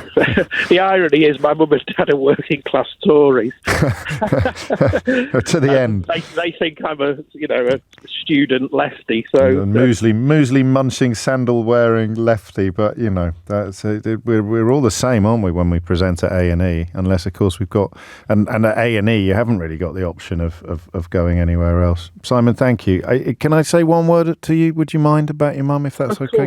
Of course. It will be, because your dad's still with us, so I know it's the first time you've lost a parent, and I'm a bit ahead of you on that. In time, not now, actually, so it's only only last month, but that you will derive enormous comfort from the knowledge that she knew how much you loved her. Thanks, James. That will comfort you in time, I promise. Not yet, but eventually. Thank you. All right, Thank mate. you. You mind how you All go. right. God bless. Thanks a lot. Thanks, Simon. Take care. 11:43 is the time. Sometimes even the best of us can forget that what our stories on a radio show or stories in a newspaper are lives and deaths for people listening. Linda's in Bedford. Linda, what would you like to say? Hi, James. Sorry, I'm still recovering from that last call. He's a lovely man. I just thought before I start, I'll just say something amusing. I've just turned around the corner to come home, and there was a young person walking across the road.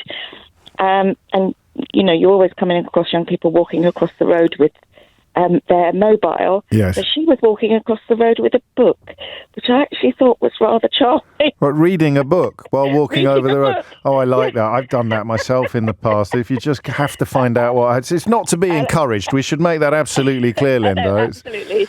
But no, there we go. Analog. How lovely. Anyway, I'll get back to. I've already been bawling my eyes out listening to Simon and yes. the others. My story is about a month ago. My friend, who is blind and bedridden, ended up in A&E. Now, it was a 3-hour wait for the ambulance, which was bad enough. The hospital that she ended up in, I went there the next day, and I seriously could not believe my eyes. Yeah. There were beds the corridors were full of beds, so they were lined up like buses, but where the nurses' station was, they were lined up next to each other.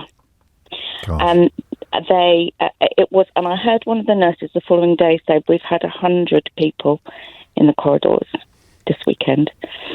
So she was there from Thursday night until Saturday late afternoon.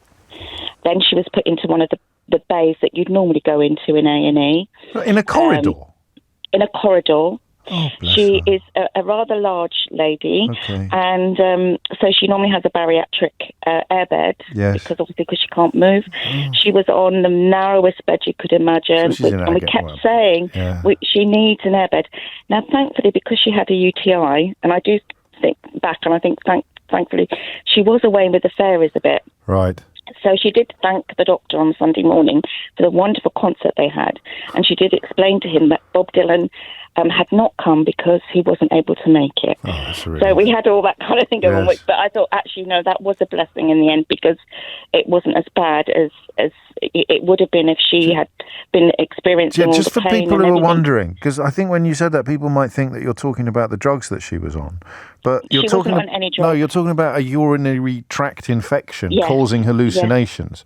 Yes. And that's good news. Yes. Okay. Yes. So anyway, so she was there. They moved her. She was in, and literally where the corridor was, when she was in the row of buses, every time they brought another trolley down, I had to try and squeeze myself in for them to get past, because there was only room for, it was two beds wide. Then they moved her. I think they must have had a system where you moved up a little bit, and then when she moved to where the nurses' station was, they were all jam-packed next to each other. There was no room in between the beds. I couldn't reach to go and hold her hand or talk to her or anything. I had to be at the end of the bed. And it was like Simon said, it was a war zone, and I've served on active service, and I just thought I ended up in floods of tears because I just couldn't believe this is our NHS. And I went and said to the nurses, I'm just so sorry that you're having to put up with this. It's unacceptable in this day and age when we're one of the most, the richest countries in the world, and we can't look after our most vulnerable. Well, yeah, but that's. I saw a brilliant cartoon this weekend. I'm going to forget exactly what the detail was, but it was as if. There's two people, one's got 12 biscuits and one's got none, and they're saying, isn't it great that we've got more biscuits than any other couple in this building? So we might be technically one of the richest countries in the world, but the distribution of it does not reach the sides of the NHS anymore. Why do you think, well, hang on, just tell me out briefly. I'm a bit late for the break, but... sorry. No, it's my fault, Linda, don't be silly. 400,000 waiting more than 24 hours now. Obviously, an awful lot of people listening to this will still think that these experiences are freakish rather than normal, or they may even be sceptical, or they may be trying to blame it on immigration, which is very popular at the moment, without paying any attention to the demographics of people most likely to need the help of the NHS versus the demographics of people most likely to be working in the NHS. But all of that aside, how do you account for it being permitted to happen over 14 years? Because I don't even know whether the Labour Party sounds as if they're fully aware of the problems that they're going to be inheriting if they get over the line in July. Yeah, I don't think they do unless they've experienced it. I mean, I loved that Neil Kinnock quote, which I often think about in these days. Yeah. Often think about it, because I just think that is absolutely it. And I'm, pushing 70. Right. And you're thinking, like, for crying out loud, what's it going to be like, for me? And for people of my age. And you just think this is... without being too political, I do think that people who don't use the NHS or our education system don't worry about it as much as those of us who do. I don't think that's political. I think that's inevitable. I mean, you wouldn't, would you? And there are issues attached to the relationship between consumer and provider, that if you are insulated from necessity, either through education or health, and I mean, some health you can't avoid A&E, it doesn't matter how much money you've got. Some treatments, procedures will not be done privately, but you're right. You do think if it doesn't affect me, I'm not going to have the same relationship with it that I would if it did affect me. Linda, thank you. I'm very late for this now. James O'Brien on LBC. 11:52 is the time. You are listening to James O'Brien on LBC, where I'm toying with the idea of what to do in the next hour. I shall tell you why shortly. But before that, Sally's in Clitheroe to bring us back to A&E. Sally, what would you like to say? Hi. Hello, firstly, all my best wishes to Simon. That was heartbreaking. Yeah, bless the him. loss of his mum. So sad. So basically, over the last 15 months, I've been in A&E with my elderly mum 6, maybe 7 times. Yeah. Thank you. And as I'm talking to you, I'm shaking about it. It's nothing short of traumatic. Yeah. And I've got to the point where, me personally, if my phone rings that mum is unwell, I go into a bit of a panic now because I know what I'm about to face. It's hypervigilance, isn't it? You're in that fight or flight mode all the time. You don't want to look anywhere other than your absolute field of vision. Yeah, exactly. Because you just see trauma everywhere. You see people going through things they shouldn't have to go through. So what happens? What's normal? Go on. So this time in February, well, it's been 4 times this year with very serious things each time, and she's formidable and she keeps getting through them all. Yeah. But one time in February, she woke up 6 o'clock in the morning, and it was clear she has suffered something like a stroke. Yes.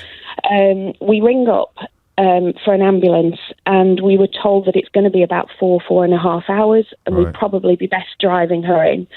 Obviously, with the fact that it was a stroke, you want to be there as quickly as possible. Yeah. We get to the hospital at 7:30-ish. It's like a half-hour, 40-minute drive from us. So we get in and they triage her very quickly because I have a friend in A&E who'd said the words to say to the receptionist. You know, these are the key words which will hopefully get you into the stroke pathway. Yes. Nurse triaged us. She rang up a stroke team. They then declined my mum, saying, no, we don't think it is. Okay. The nurse was clearly upset about that and said, they've told me that you have to just wait in A&E. I'm going to go and speak to a manager.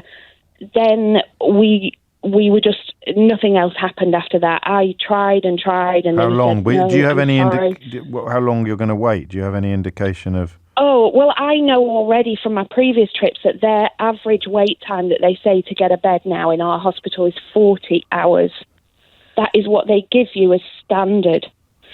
I just wonder how many people listening now have just, metaphorically crashed their car. Well, or they just don't believe. That's what I mean, yeah. I just think that people, I've become that boring friend now that is just constantly, my life is just consumed by this A&E problem or hospital problems and obviously the doctors, the nurses. The last time we were in, I can't fault anybody, so it's not to them. In fact, I saw a couple in tears on one occasion. But we then go in 6 hours later after a CT scan. Yeah. She was confirmed to have had a stroke. I had to go away from my mum because I just burst into tears with the stroke team saying, but is she now too late for the clot busting drug? Because it's crucial, isn't it? Yeah. And she was. Oh, no. But my mum had lost all her speech, which thankfully now has all come back. She's made a just fantastic recovery. I thought you were going to go. I thought you were going to go the other way then, Sally. I thought you were going to say. It's been amazing. Oh, thank goodness. But me and my brother, tag team, we know we have to stay in A&E with her. Right. We know we have to advocate. I've not only advocated for Mum, but the patients in beds either side of Mum.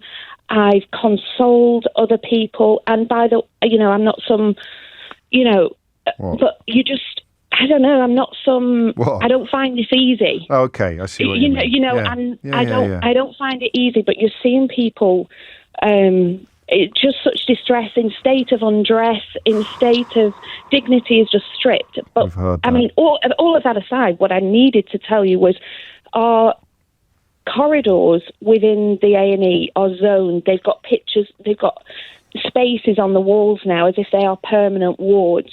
There are laminated sort of posters up saying you are in, with a happy smiley face, you are in zone 5, bed number 33 on a corridor. We'd gone through all of that. There was no corridors within A&E. So now the corridors lead up our main hospital corridor, near like the outlet, the sort of, where you can get food, where outpatients come basically. The atrium. So they're there. Yeah. Exactly. They're there. All the beds are up against, are numbered. When I was last in with Mum, I noticed our paramedics were staying with us for much longer than they normally do. And then there was more behind us, and he said, right, up to bed number 20 on this corridor, we have enough nurses in the hospital to hopefully take care. Past that point, there aren't, so the paramedics have to stay until they move down to bed number whatever on the corridor. So I counted 7 ambulance crew that were just sitting, having to stay with their patients. And that of course impacts immediately on people who aren't getting the ambulance in the time that they'd like to get. Yeah, there was someone who crashed whilst they were there, and they just had to scream, get out of the way, and ran past everybody. And the police officer or something said before, I've got to say, I don't see people wanting to go for a day out. No. I have packed food to go because I now know. Do you know, I wanted to pick him up on that. And I'm glad I didn't, because I don't need to now, because you've done it. You know that there's a 40-hour wait potentially, or you know that you're going to be sitting with Mum for the best part of a day, so you're going to take some sandwiches with you. My mum goes now, she's got a lovely blanket that I put over. We take our own cushion. We take, things like that. My brother even bought a little camping, pull out chairs so that Thank we God for can that. I thought you were going to say sit down whilst we're stove. standing. I thought you were going to say I know, we stove need a then, Sally. I tent said, as you well. can't We be need- doing that. You're heating I'd up be some tempted. beans. Yes, I bet would you would. be tempted. But do you know what But, you've driven home? I know I'm going to run out of time, but the what I take away is the worry about the people who haven't got a daughter or a son like you and your brother. thank I you. mean, She was 21 hours in that A&E corridor after being diagnosed with a stroke. You'd think that magic word would send you up. Well, Can I tell you one really 15 second? All right. She recently had to be emergency operated on. She was in ICU. She had like a dream induced by all these drugs she was on. Yeah. A dream that the nurses had to come and sit with her because she was so distressed. The next day, in front of the A&E, the critical care consultant, she told us what the dream was. And I kid you not, she said, I had Rishi Sunak. I'm sorry about this. Go on. I'm sorry. It's a family show. Person. Go on then. She's not a violent person at Okay. all. She said, I had him up by the collar. And she said, and my nose was touching his nose. And I said, sort it out to him. And she said, and his little feet were flapping off the ground. Honestly, the A&E, the critical care staff in ICU were just howling. So, yeah, that's what she was dreaming about as she's trying to recover from major surgery. It's probably good for morale. Good for morale, that. Yeah, Sally, let's hope thank someone you. does sort it out. Thank you so much for your time. Well, look at that, and you brought it in almost bang on time. I just need to apologise to everybody waiting, especially Jennifer in Stilton, but also Brad and Martin and Chris and Dean and Kevin and Kelly and Candy. And I mentioned that just to indicate that this is a conversation we could continue for hours, but which we will inevitably and most certainly return to. The question is, does the next government whoever it is, have the first idea of how to fix some of the problems that we've just scraped the surface of today? James O'Brien on LBC. It's 4 minutes after 12. I probably should have given you a heads up about what we were going to do next. A complete departure from what's gone before.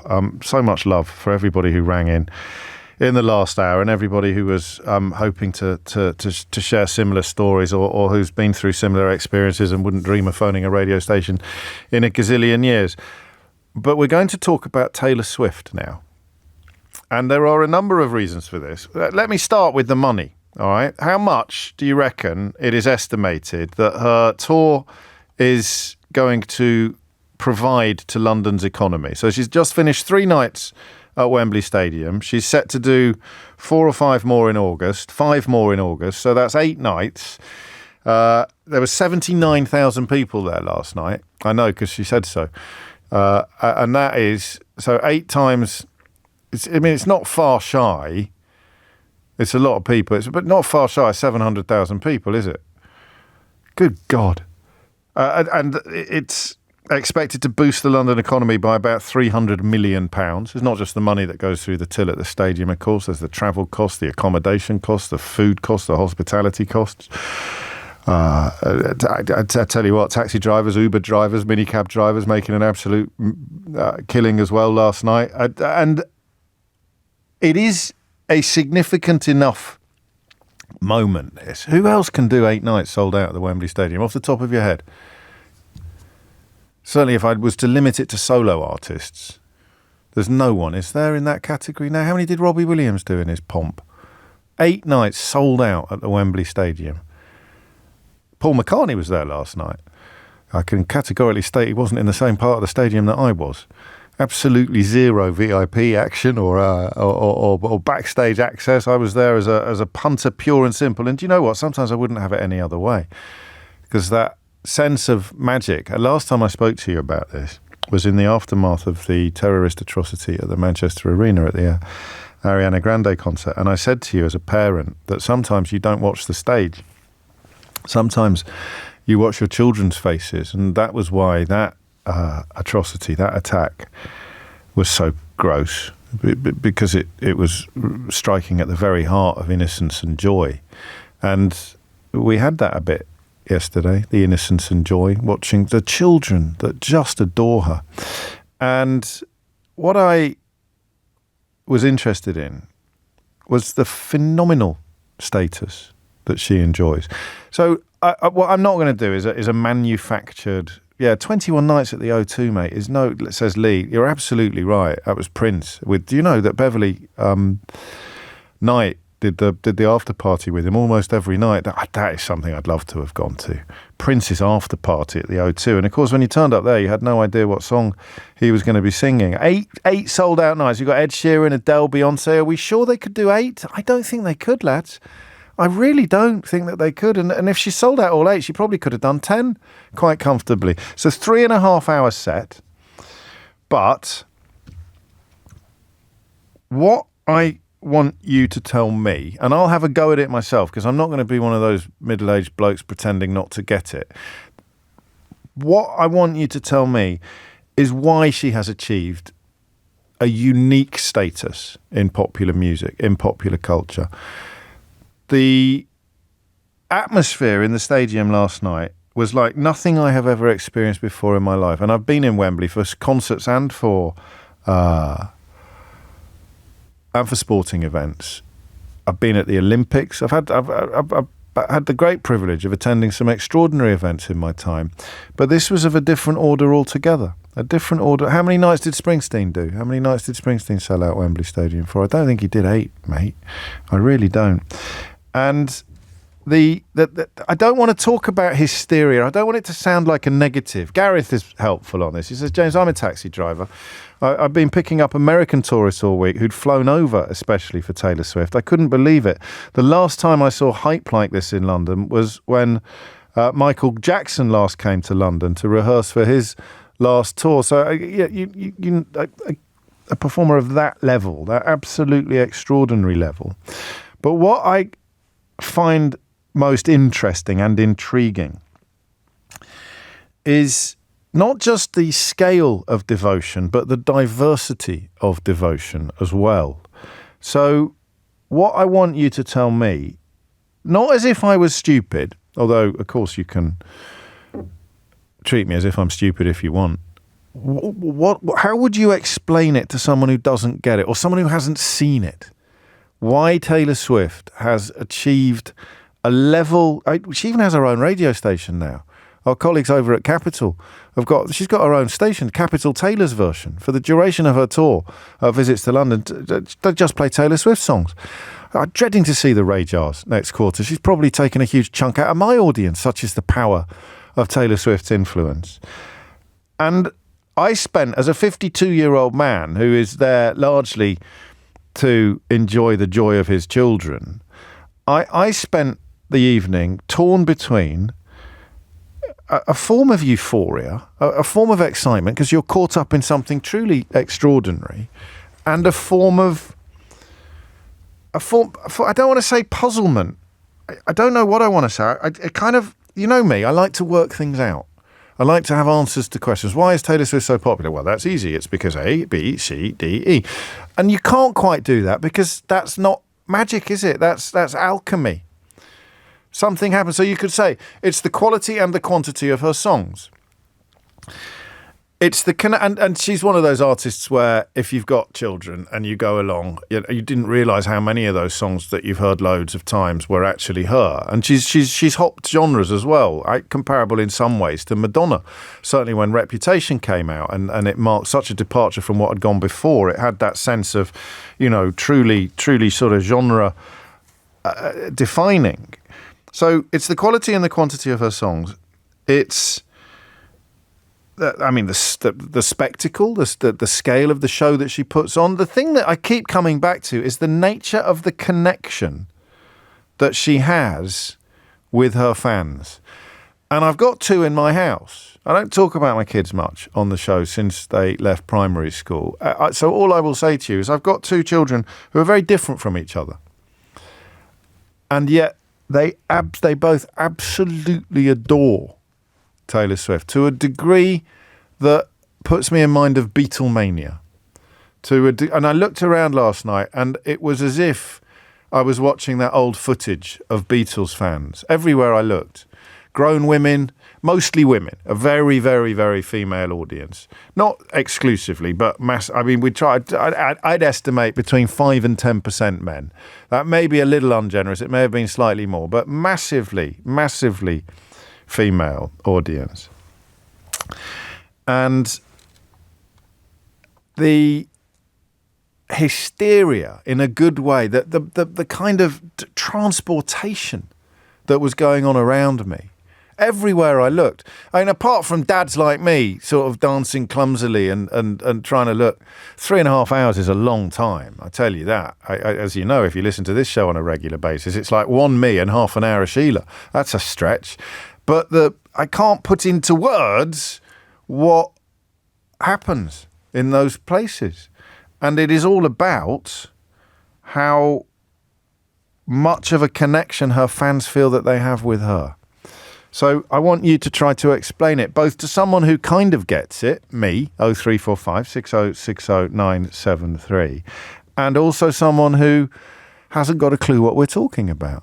What is it about this young woman that has rewritten the rules of popular music? Rewritten the rules of show business, rewritten the rules of celebrity. 0345 6060 973. Thank God Keith in Plymouth is listening today. Here you go, here he is. I was there with my family on Friday evening. I've never seen anything like it in my life. I'm 61, I was a punk, so it's not traditionally my sort of thing. You can take that again, Keith. This was not a concert, James. It was performance art. It was theatre. It was a stage show. It was absolutely incredible. I even bought a T-shirt. You've got a 61-year-old punk going along to a concert, probably under a form of duress, and he bought a bloody T-shirt.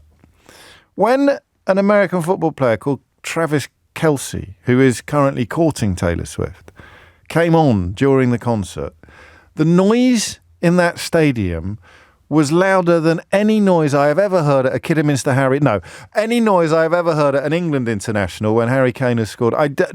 Louder than anything that I've ever heard at an FA Cup. Well, I've been to an FA Cup final. I've been to Twickenham to watch England. I've been to, what else have I seen? I've seen Oasis at Wembley, a couple of other acts.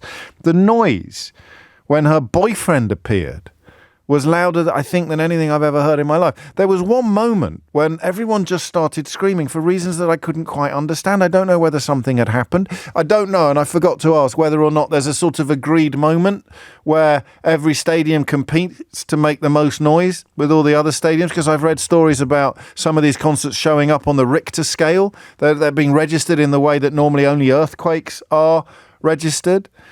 And the noise, I mean, I can't describe it to you. Because if I say it was very loud, it doesn't come close to conveying what was going on, and that's not a noise you make when you are trying to make noise. That's a noise you make when you've been transported into some almost, I think, religious fervour. Fervour is the word I'm looking for. Fervour, and she's good, but that final leap from admiration to fervour. That's what I want you to help me understand today. 0345 6060 973 is the number that you need. And Marcus makes an excellent point. I suppose when you go to a sporting event at Wembley, only half of the stadium would be cheering at one point. Not if it's an England game, actually. Well, to be fair, we normally have considerably more than half for a home fixture. Yeah, but you're right. You're not going to have that full, every single person, including me and Keith, wanting to be there, but being surprised by what we were caught up in. So that's my question to you. What was I caught up in last night? 0345 6060 973. What was I caught up in last night? What was it? What was it? What just, if you'd bumped into me walking up the Ealing Road trying desperately to find a car to take us home, if you'd bumped into me at 11 o'clock last night, I would have said to you, what just happened? What just happened? Who is this? What has she got? Absolutely incredible. 0345 6060 973 is the number you need. It's 12:17. James O'Brien on LBC. So we'll work through this in real time together. I've gone back to, I can only find something in the NME from 2016. But it'll give you an idea. So Taylor Swift has sold out Wembley 8 times. You go to June of 2007 and the stadium reopened with the late George Michael He did 2 gigs. Later that month, actually, Muse, crikey. They also did 2 gigs. Foo Fighters, crikey. They did 2 huge shows in the following year. They were joined on stage by Jimmy Page, John Paul Jones, but 2 nights. Take That, mate. Well, they must have done as much. No, they did 4. Take That did 4. I think they might have done 8 in 2011 when Robbie joined them, when Robbie Williams came back. So yeah, Take That have hit 8. Take That have hit 8 like Taylor Swift. Oasis, I don't think they did more than 3, did they? Oasis did 3. U2, how many do you think U2 did? 2. I remember that because they did it in the centre of the stage. They did it in the round. Coldplay, biggest they'd ever played back in 2009. 2. Robbie Williams on his own, a massive 4 shows. Taylor Swift on her own, 8. No problem. And I could go on. I'll just include Eminem and Ed Sheeran because I want to. So 2 sold out for Eminem and 3 sold out for Ed Sheeran. So she is in a class of her own. And the word I would use is not hysteria, because that is a pejorative. The word I will use is transcendent. So I was in the presence of transcendence last night, and I'm not given to hyperbole, particularly not in these kind of moments, but it was like being at some sort of religious ceremony. Such was the dedication and the devotion to this young woman. So why? Talk me through it. Louise is in Nottingham to kick things off. Louise, what would you like to say? I just want to say, I think that the way that she comes across as making you feel part of her story, I think it's got a massive impact on her success.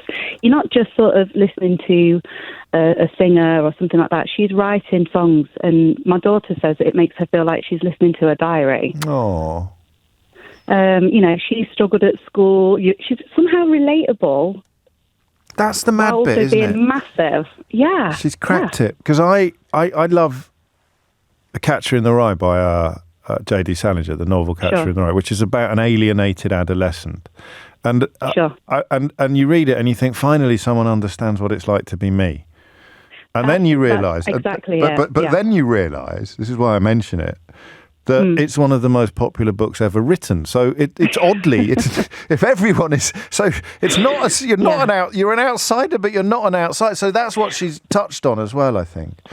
And we went to night 1 at Wembley on Friday. Oh, unlucky there. I didn't see Travis then. Bad luck. And no, we didn't see that. But what I was going to say was, you're part of something massive. You're feeling like maybe as a teenager, like I say, I've got a 13-year-old and an 8-year-old. Very different, like you were saying about your children. Yes. But they both love Taylor, and they were both there singing together. It's bonded them. Every word. Every word. Yeah. Every syllable. Yeah. I think everyone in the stadium knew every word to every song. Pretty much. Except you and me. Yeah. Did you all go? No, I was there. No, I mean, you didn't know every word to every song, did you? Well, I don't know. Not far off. I think we've listened to it that much in our house because we gave it to them as a gift at Christmas. We've had, even my husband got on board learning the word. Yeah. So they are part of her world, and she is part of their world, and not a lot of artists get close to that, do they? No, and part of her story as well. That's what I think she tries to say. You're part of her journey. She does. She keeps saying she wouldn't be here without her fans, and I think her fans believe that. Well, I think it's genuine. I don't know whether I'm just, Well, that was my next question, and then I almost bit my tongue. I almost didn't want to ask that question. I don't think you could fake it. Well, I don't know. It's too long. She's been doing it for too long, and I think that because her songwriting is so relatable, it's hard to fake that. I really she's do she's very vulnerable in her songs, isn't she? Which is probably part of the appeal to to youngsters. That idea of if someone that successful and that big and that massive can admit they're going through it as well. Yeah. These feelings and those feelings and hurt and there's something there. And I love that, the idea. You're a 13-year-old and an 8-year-old that probably bond more over this than over anything else. Am I right? 100%. Yeah. And it's quite funny you saying about her showing her vulnerability, because it's something funny that we say at home when we're listening to her music, and we'll say, we shake it off. Oh, she couldn't shake it off because obviously, and we go, we feel sorry for the billionaire Taylor Swift. Yes, genuinely. I know. Well, there it is. That somehow humanity on a scale that we don't normally encounter humanity on, because at some point these acts become they transcend normality, and that so I'm trying to pin down what makes her different from other historical acts of comparable size. Problem one, there are hardly any. Problem two, main problem, there are hardly any comparable acts, but if you start to think of them, at some point they become, I don't want to say parodies of themselves, but they almost leave normality behind. I think most obviously of Michael Jackson, even without the allegations in which his career was subsumed latterly, he became, I don't want to even say freakish, but he just became unrecognisable. He did not inhabit a universe. He became spectacle, not relatable. And yet this woman is, I don't know, she is so relatable. Kevin's been in touch. He says, I don't think you could have been more boring today, James, if you tried.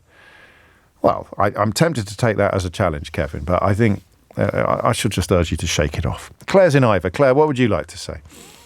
Hi. Hello. I was there as well yesterday. Now, I'm a 80 soul girl. I was half thinking about not going, but I wanted to have the experience with my 15-year-old daughter, who I have to say, she was not in, as she said to me, Taylor Swift's not even my top 10.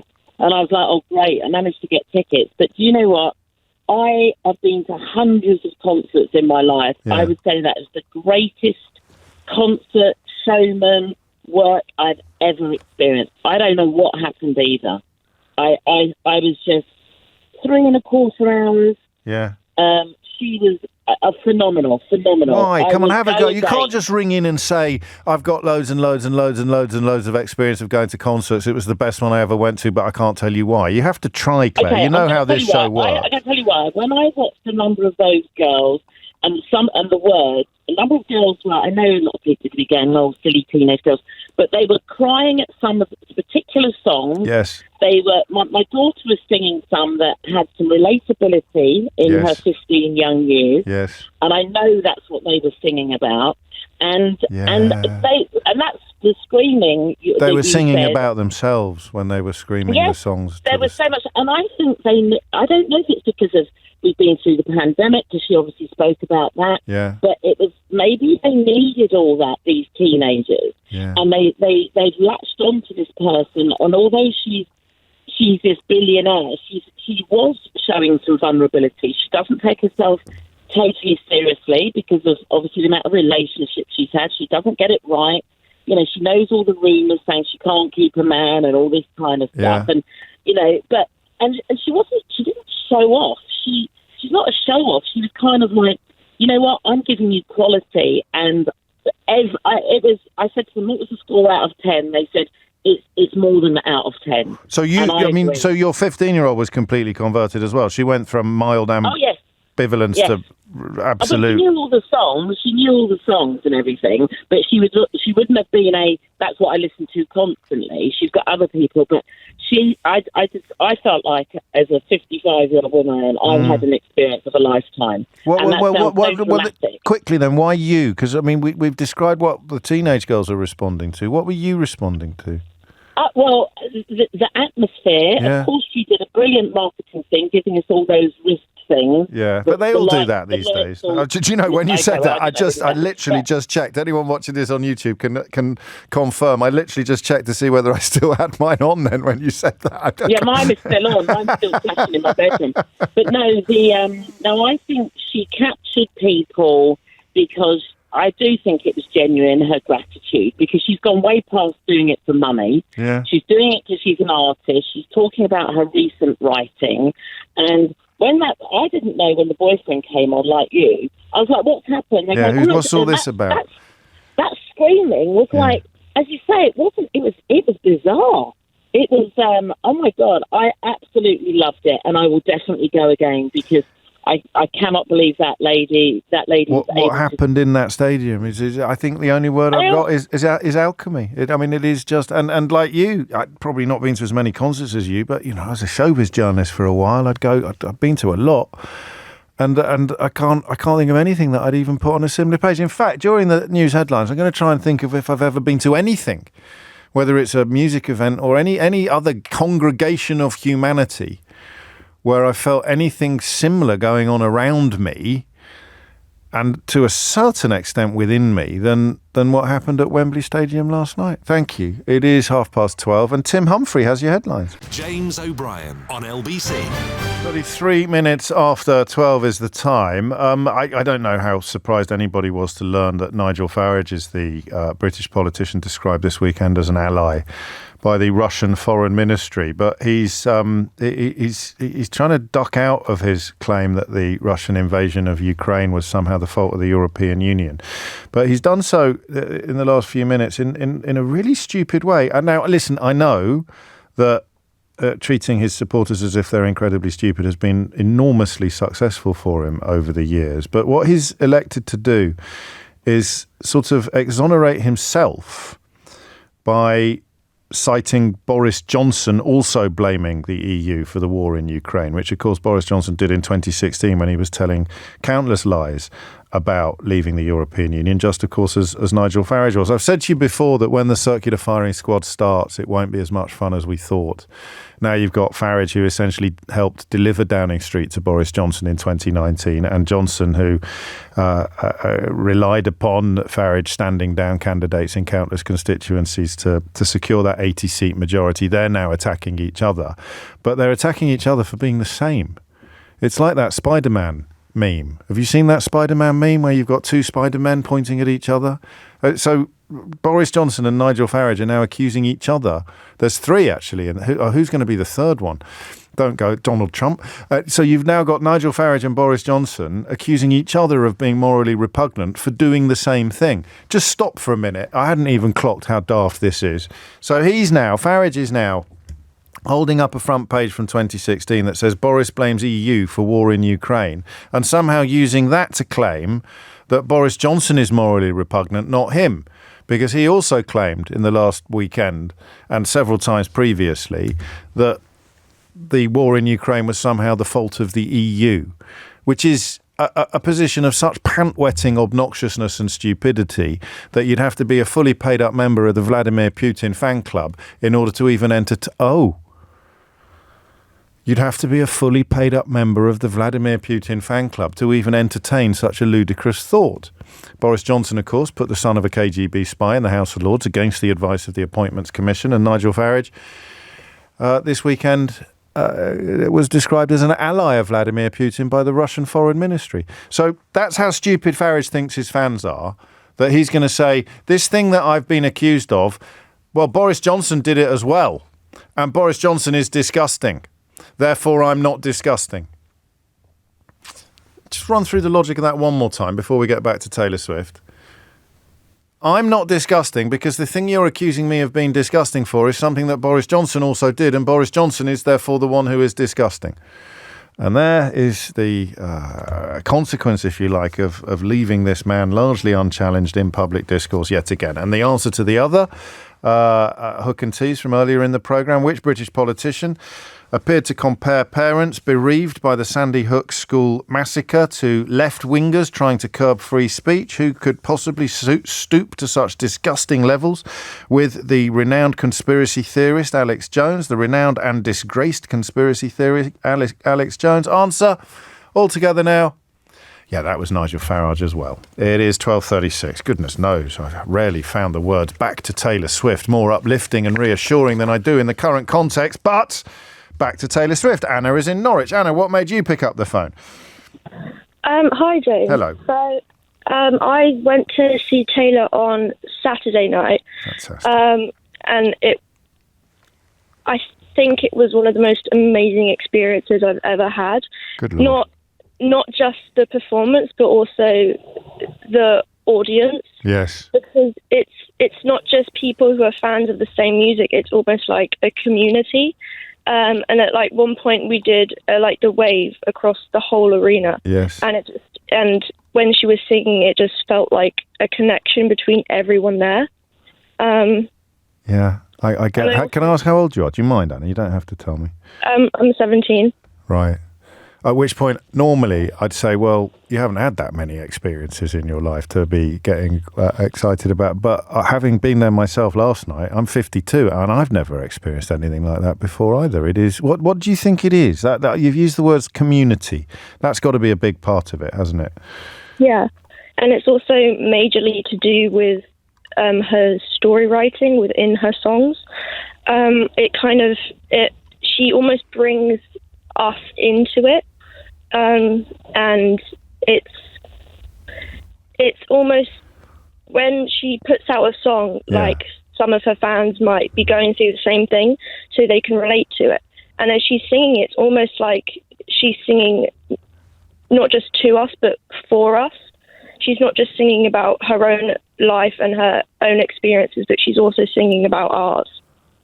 And that is, the bigger she's become, the more amazing it is that that's still true in a way. Because what do you have in common with, one of the most famous, wealthy, successful women in the world? I mean, how can our life intersect with hers? And yet her great triumph is that it does, doesn't it?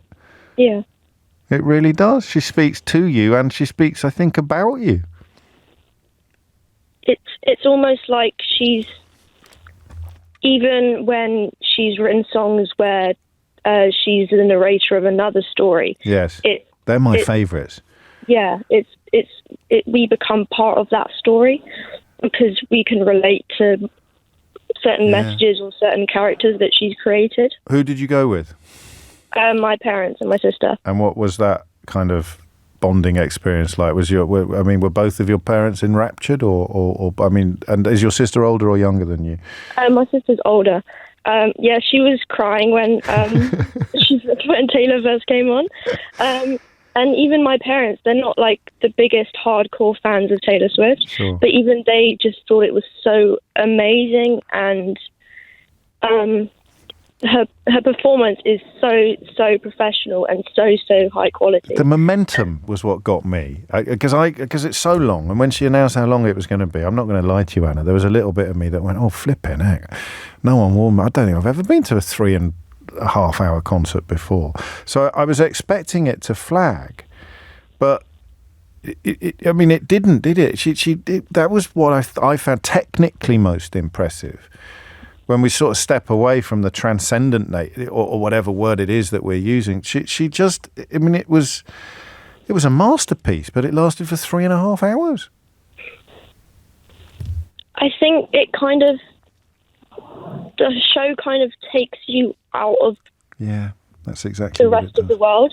And I was wearing like high-heeled boots, and they were not comfortable, but because I was so enraptured by her performance, I forgot about it. Yeah. What a great compliment to say. How uncomfortable were they? Yeah, they were pretty bad. Thank you, Anna. I think you've reached parts that other callers hadn't quite managed to reach, and which I certainly hadn't managed to reach, because that enraptured or transported, and I'm afraid to say that I was well aware. 3.5 hours on your feet is a long time, even if you're wearing, scruffy old trainers. But I'm conscious of my feet this morning, and I'm afraid I was conscious of them last night, even if you weren't. Thank you, Anna. Charlotte's in Stone in Staffordshire. Charlotte, what would you like to say? Hi, James. I'm a big Taylor Swift fan. Absolutely love her. It's been so lovely to hear all these calls about her. But I wasn't a Taylor Swift fan as big as I am now before the Eras tour. I saw sort of on TikTok and on social media so many people getting excited about going to the Eras tour, and sort of the whole culture around, what you're going to wear, or like the friendship bracelets. And it's something that I wanted to almost be a part of. And I think that's what the main reason I actually sort of got into Taylor Swift and sort of had that investment in the first place with her, because it was like a culture and almost like a trend to be at a Taylor Swift concert and be there with everybody else. And I don't think if it wasn't for the effect that social media and TikTok has, I don't think a lot of people either maybe would have also had that desire to go. And So that's the thing that is also interesting to me, is the escalation, the way that it still feels like it hasn't peaked. And there have been times in the past watching my daughters where I've thought, well, they'll move on to something else now. And they have, but they've never moved away from Taylor Swift. So that's what you're describing, because when she started, TikTok wasn't even a thing, was it really? And yet now all the bracelets and all the kind of culture attached to the concert has moved it into a new space, not moved it up a notch. Yeah, exactly. And I think part of that in social media and the effect that it has on sort of people being exposed to that and just wanting to be a part of that whole thing is why a lot of people now like her. But that doesn't detract from the fact that she, is an amazing artist, and she definitely deserves all of the popularity that she has. There's no doubt about that. And the management of the career is off the charts as well, to a point where something Lana Del Rey said quite recently is probably pertinent. Where's this from? This is a piece of the Guardian reviewer, I think, picked up on this, when they said that when Lana Del Rey, who's worked with Taylor Swift, was asked why her friend is so popular, she just said she wants it. She's told me so many times that she wants it more than anyone. It was the BBC that asked her this question, actually, and how amazing. She's getting exactly what she wants. She's driven, and I think it's really paid off.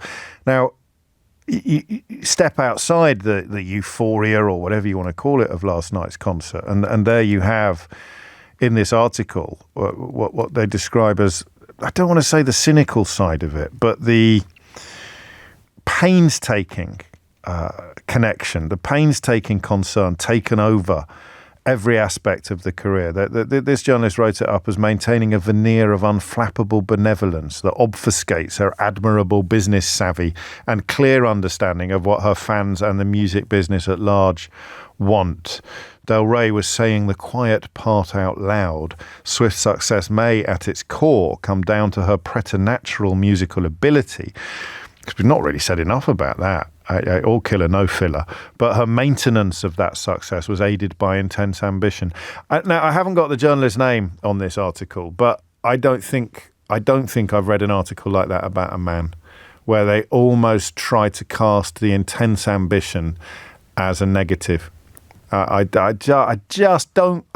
think I'd ever read that about a man. A man who's got intense ambition is a don. A woman who's got intense ambition is, that's saying the quiet part out loud. James O'Brien on LBC. And it is 12:47. How often do we do this? I mean, that's part of the phenomenon that we're describing, isn't it? When's the last time we did an hour on a popular culture act? I've come up... Did we do one on Beyonce? I don't think we did. If we did, it was only because you made me. I wouldn't have. It was because you made me. Well, you see, it's a nice relationship that we have working on this programme together. Did you really make me do an hour on Beyonce? I can't name a single Beyonce track. Was I still calling her Beyonce at the time? I can't think of anything. I really can't. So I saw the Pope. And ABBA was good. We did ABBA after I don't get out much, but when I do, I sort of managed to squeeze an hour of radio. No, the ABBA thing was interesting because that was A, phenomenal, and B, it's 50 years. So I was trying in the junction there to think of something that I would say was comparable. That's why I mentioned the Pope. I saw the Pope in Coventry when I was a kid. So I think I did. I may have misremembered it. I have to check with my mum after the show. I think I sang. I think I was in... I couldn't know. You'd remember that, wouldn't you? Anyway, it obviously didn't make that much of an impression on me if it did happen. So I saw the Pope. I saw Oasis in their pomp at Wembley. I saw Leonard Cohen at the O2 doing that big... That was mad. But, I mean, there's nothing even close. I saw Kidderminster Harriers win... all right. Apart from Kidderminster Harriers winning promotion to the National League at the end of the season before last, apart from that, I've never witnessed anything like the 80,000 people at Wembley Stadium last night. No, I'm joking. Obviously, Kidderminster was much more impressive. So no, I can't think of anything like it. And that's part of the reason why we're having a conversation about what it is exactly that she represents. 12:49 is the time. Hazel is in Edinburgh. Hazel, what do you think? Hi, James. Yeah, I also went to her concert. I was there the first night she played Edinburgh. Not a massive Swiftie, but I just felt like I wanted to go and see it. And I agree with what the other callers have been saying about her music being so relatable. Like, everybody's had a heartbreak or someone do them wrong. But I think as well, another thing for me is how she conducts herself as a human. I think about some of the things where Taylor has stood up for her rights as a woman, her rights as an artist, is well documented, her issues with being able to own the rights to her own music and the way she stuck up for that. When Spotify and Apple Music were not going to give artists the right royalties, she stood up for that and said, look, I'm not going to put my music on your platforms. And the platforms all went, oh, hang on a minute, we better pay attention. Like, this is important. I think about when Calvin Harris wasn't going to give her credit for being on his track. And again, when things like that happen, she just sits back quietly and doesn't get involved in the drama and waits until someone else stands up for her and says, actually, Taylor was on that, or Taylor didn't do that. And I think the way she conducts herself as a person, like, people can really get on board with. And for me, I think that's part of the phenomenon that is Taylor Swift. Is she a bit scary? I don't think she's scary, but I think people understand. You wouldn't mess with her, because we haven't touched on what Taylor's version means, have we? But it fits very much with where you're coming from on this. Yes. When the rights to her back catalogue were bought by a executive with whom she had fallen out, or with whom she had what I believe the kids call beef, and that's why she's recorded her own albums again, so that the masters, if you like, that's never happened before, so that the masters become her property. Yeah. And that's what Taylor's version means. If you see in brackets Taylor's version, it's because she did it all again. Yeah, and I think, like, for someone to go out and put all of that effort in, and just, like, the way she just stands up for herself, again, I think people relate to that. Like, who's not had someone do them wrong, but to see someone, especially a woman, like, as a woman, seeing a woman do that, you're just like, actually, we can do it, we can stand up for ourselves, and look what she's done, all the work she's put in to do that. Awesome is a better word. The literal meaning of awesome, as opposed to scary, or as in awe-inspiring. Awesome. And how old is she? She's 34, is she? Yeah, in her 30s, yeah. What the hell does she do now? I mean, what does she do for the next 20 or 30 years? What are we going to be here? And just when she's my age, what are we going to be taught? It is breathtaking, isn't it? But you're right. I think that sense of taking no nonsense and being absolutely dedicated to protecting herself, really, in the face of unpleasantness, whether it's her love life or her commercial life, is inspiring. I like this from Emma. Every spiritual, religious or ecstatic experience that I've ever read about involves that sense of joining, of being assimilated into the sense of a larger power or a greater entity. Many humans spend their entire lives seeking desperately to join this. A completeness, an awareness of a sense of missing their connection with it the rest of the time, possibly pushing them into trying to create that connection through chemical or emotional misbehavior. Swift has obviously hit the sweet spot of collectiveness. That's probably the closest thing I could come to, was like the massive raves of the late 80s, early 90s, where you would look around a field or Delamere Forest or the Hacienda nightclub, and you would feel that you were part of some mad tribal ceremony. But of course, almost everybody in those rooms was absolutely off their box, which was categorically not the case at Wembley Stadium last night, or indeed, for the record, in my case, on those occasions. 12:53 is the time. Kelly's in Broadstairs. Kelly, what would you like to say? Hi, James. Hello. Hello. I had to call in because as soon as you said the question, yes, I laughed to myself because I actually asked my daughter this same question a few days ago. What exactly is it? What's it all about? Exactly, because she's constantly playing Taylor Swift. She's obsessed with her. She's 14, and I said to her, "What is it?" Yeah. And she said to me, for her, it gives her self-acceptance. that she can be unapologetically who she is, and it doesn't matter. Yeah. And that's what she gets. Did you ever get Taylor that? Swift Was there an music. artist who made you feel that way ever? I have to say, I grew up listening to Gloria Estefan. Yeah. And I remember going to one of her concerts with my sister and my mum and standing there at 17 singing every word and having people older than me look at me as if to say, how on earth do you know all the words to these songs? You're far too young. But it did. It gave me that sense of, you know, almost like the words sort of entice you, and the more you repeat it, the more you kind of believe it. Really, okay. So I don't know whether you've picked up on this. I suspect you probably have. But the longer the conversation has gone on, the more it sounded like we're talking about a religion or a religious ceremony. And what you've just said is like chanting, because I hadn't pinned that down yet. That's why an earlier caller talked about they weren't just singing the songs, they were bellowing the songs all in unison together, which is what creates that. I mean, it affects your heart, doesn't it? It affects your heart rate. Absolutely. And it was more like chanting than singing at some points. Have you seen her live? Have you seen her live? Have you been? I haven't, no. Well, I must admit I was that bad parent that didn't quite get those tickets. No, it's not. I mean, you couldn't do it unless you had the codes from pre-ordering the last album. You didn't really have a hope in hell of getting in that. Exactly. So you'll know for now, and that's a little reminder of what a ruthless businesswoman she is. And yet none of the fans seem to care a jot about that. I think that's just the parents. Definitely, but I mean, my daughter, she's 14, and when you meet her, well, when anyone meets her, she isn't your average 14-year-old. You know, she's a book reader. Yeah. She doesn't carry her phone. She's always got her head in a book. She's very academic by choice, and she has joined secondary school.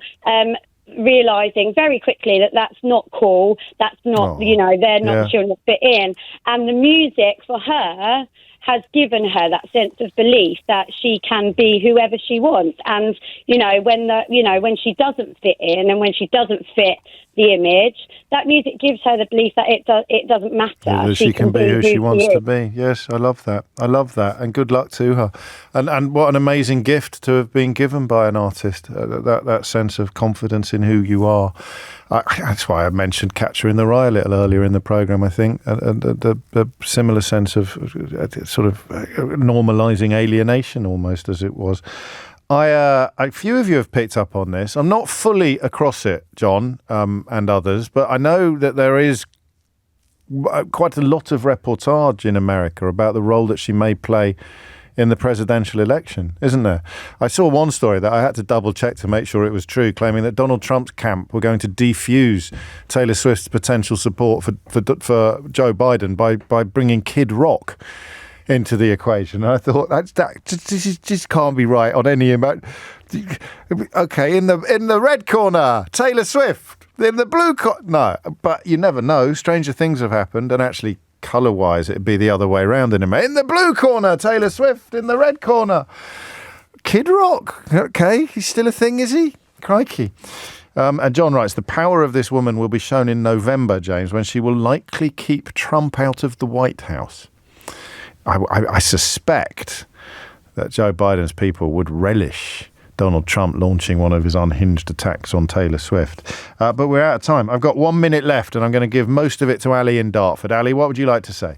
Hi, James. Hello, my daughter went to see her on Friday on the first night. She is a fan, but I wouldn't say she's a mega fan, but she had a lovely time. Yeah. And it's, you know, the word that came out of it, it's wholesome. It's really wholesome. Yes. Everybody was swapping bracelets, and it was just this lovely feel-good thing that we all kind of really need. Yes. And, you know, she's been going a long time. My daughter first saw her in 2010 at the Teen Awards, so this isn't an overnight thing. Do you know what I thought? And you've just reminded me. I don't know what you were like. Are we a similar age, or are you a bit younger than me? I'm a bit older than you, James. Oh, are you? You sound younger. Thank you. I tried too hard to be cool when I was a kid. And no one in that stadium was trying to be cool. They were all just living their best lives, weren't they? They weren't worried about what they looked like. They weren't looking over their shoulder. I mean, there were a couple who were pouting on their phones and stuff like that, but the massive, massive majority of people there, they just let it go. Yeah, well, I mean, I think they were all kind of. You weren't just watching it; you were participating in it, from what I can gather. I was making friendship bracelets the night before, and I'm not. I've been listening. I've been singing her songs non-stop, and I don't think only because my dog likes her, because it settles him down. Well, you know, it is. It's. And you want final? What's the word I want? Proof of the scale of the conversation we've been having. Sheila's just shown me pictures of Paul McCartney paying homage at the feet of literally the feet of Taylor Swift. Taking off Taylor Swift boots. It was in a photo shoot for Rolling Stone. Beautiful. And so anyone sending me, and there haven't been many to be honest with you, but snidey messages about her not being that big a deal. Paul McCartney begs to differ. Absolutely. Can't say Dave much Grohl, fairer than for that. God's sake. Yeah. I mean, come on. I know. If you missed any of today's show, you can listen back on Catch Up on Global Player, the official LBC app, where you can also pause and rewind live radio. Download it now for free from our app store or head to globalplayer.com. Coming up at 4 on LBC, it's Tom Swarbrick, but now it's time for Sheila Fogarty. James O'Brien on LBC.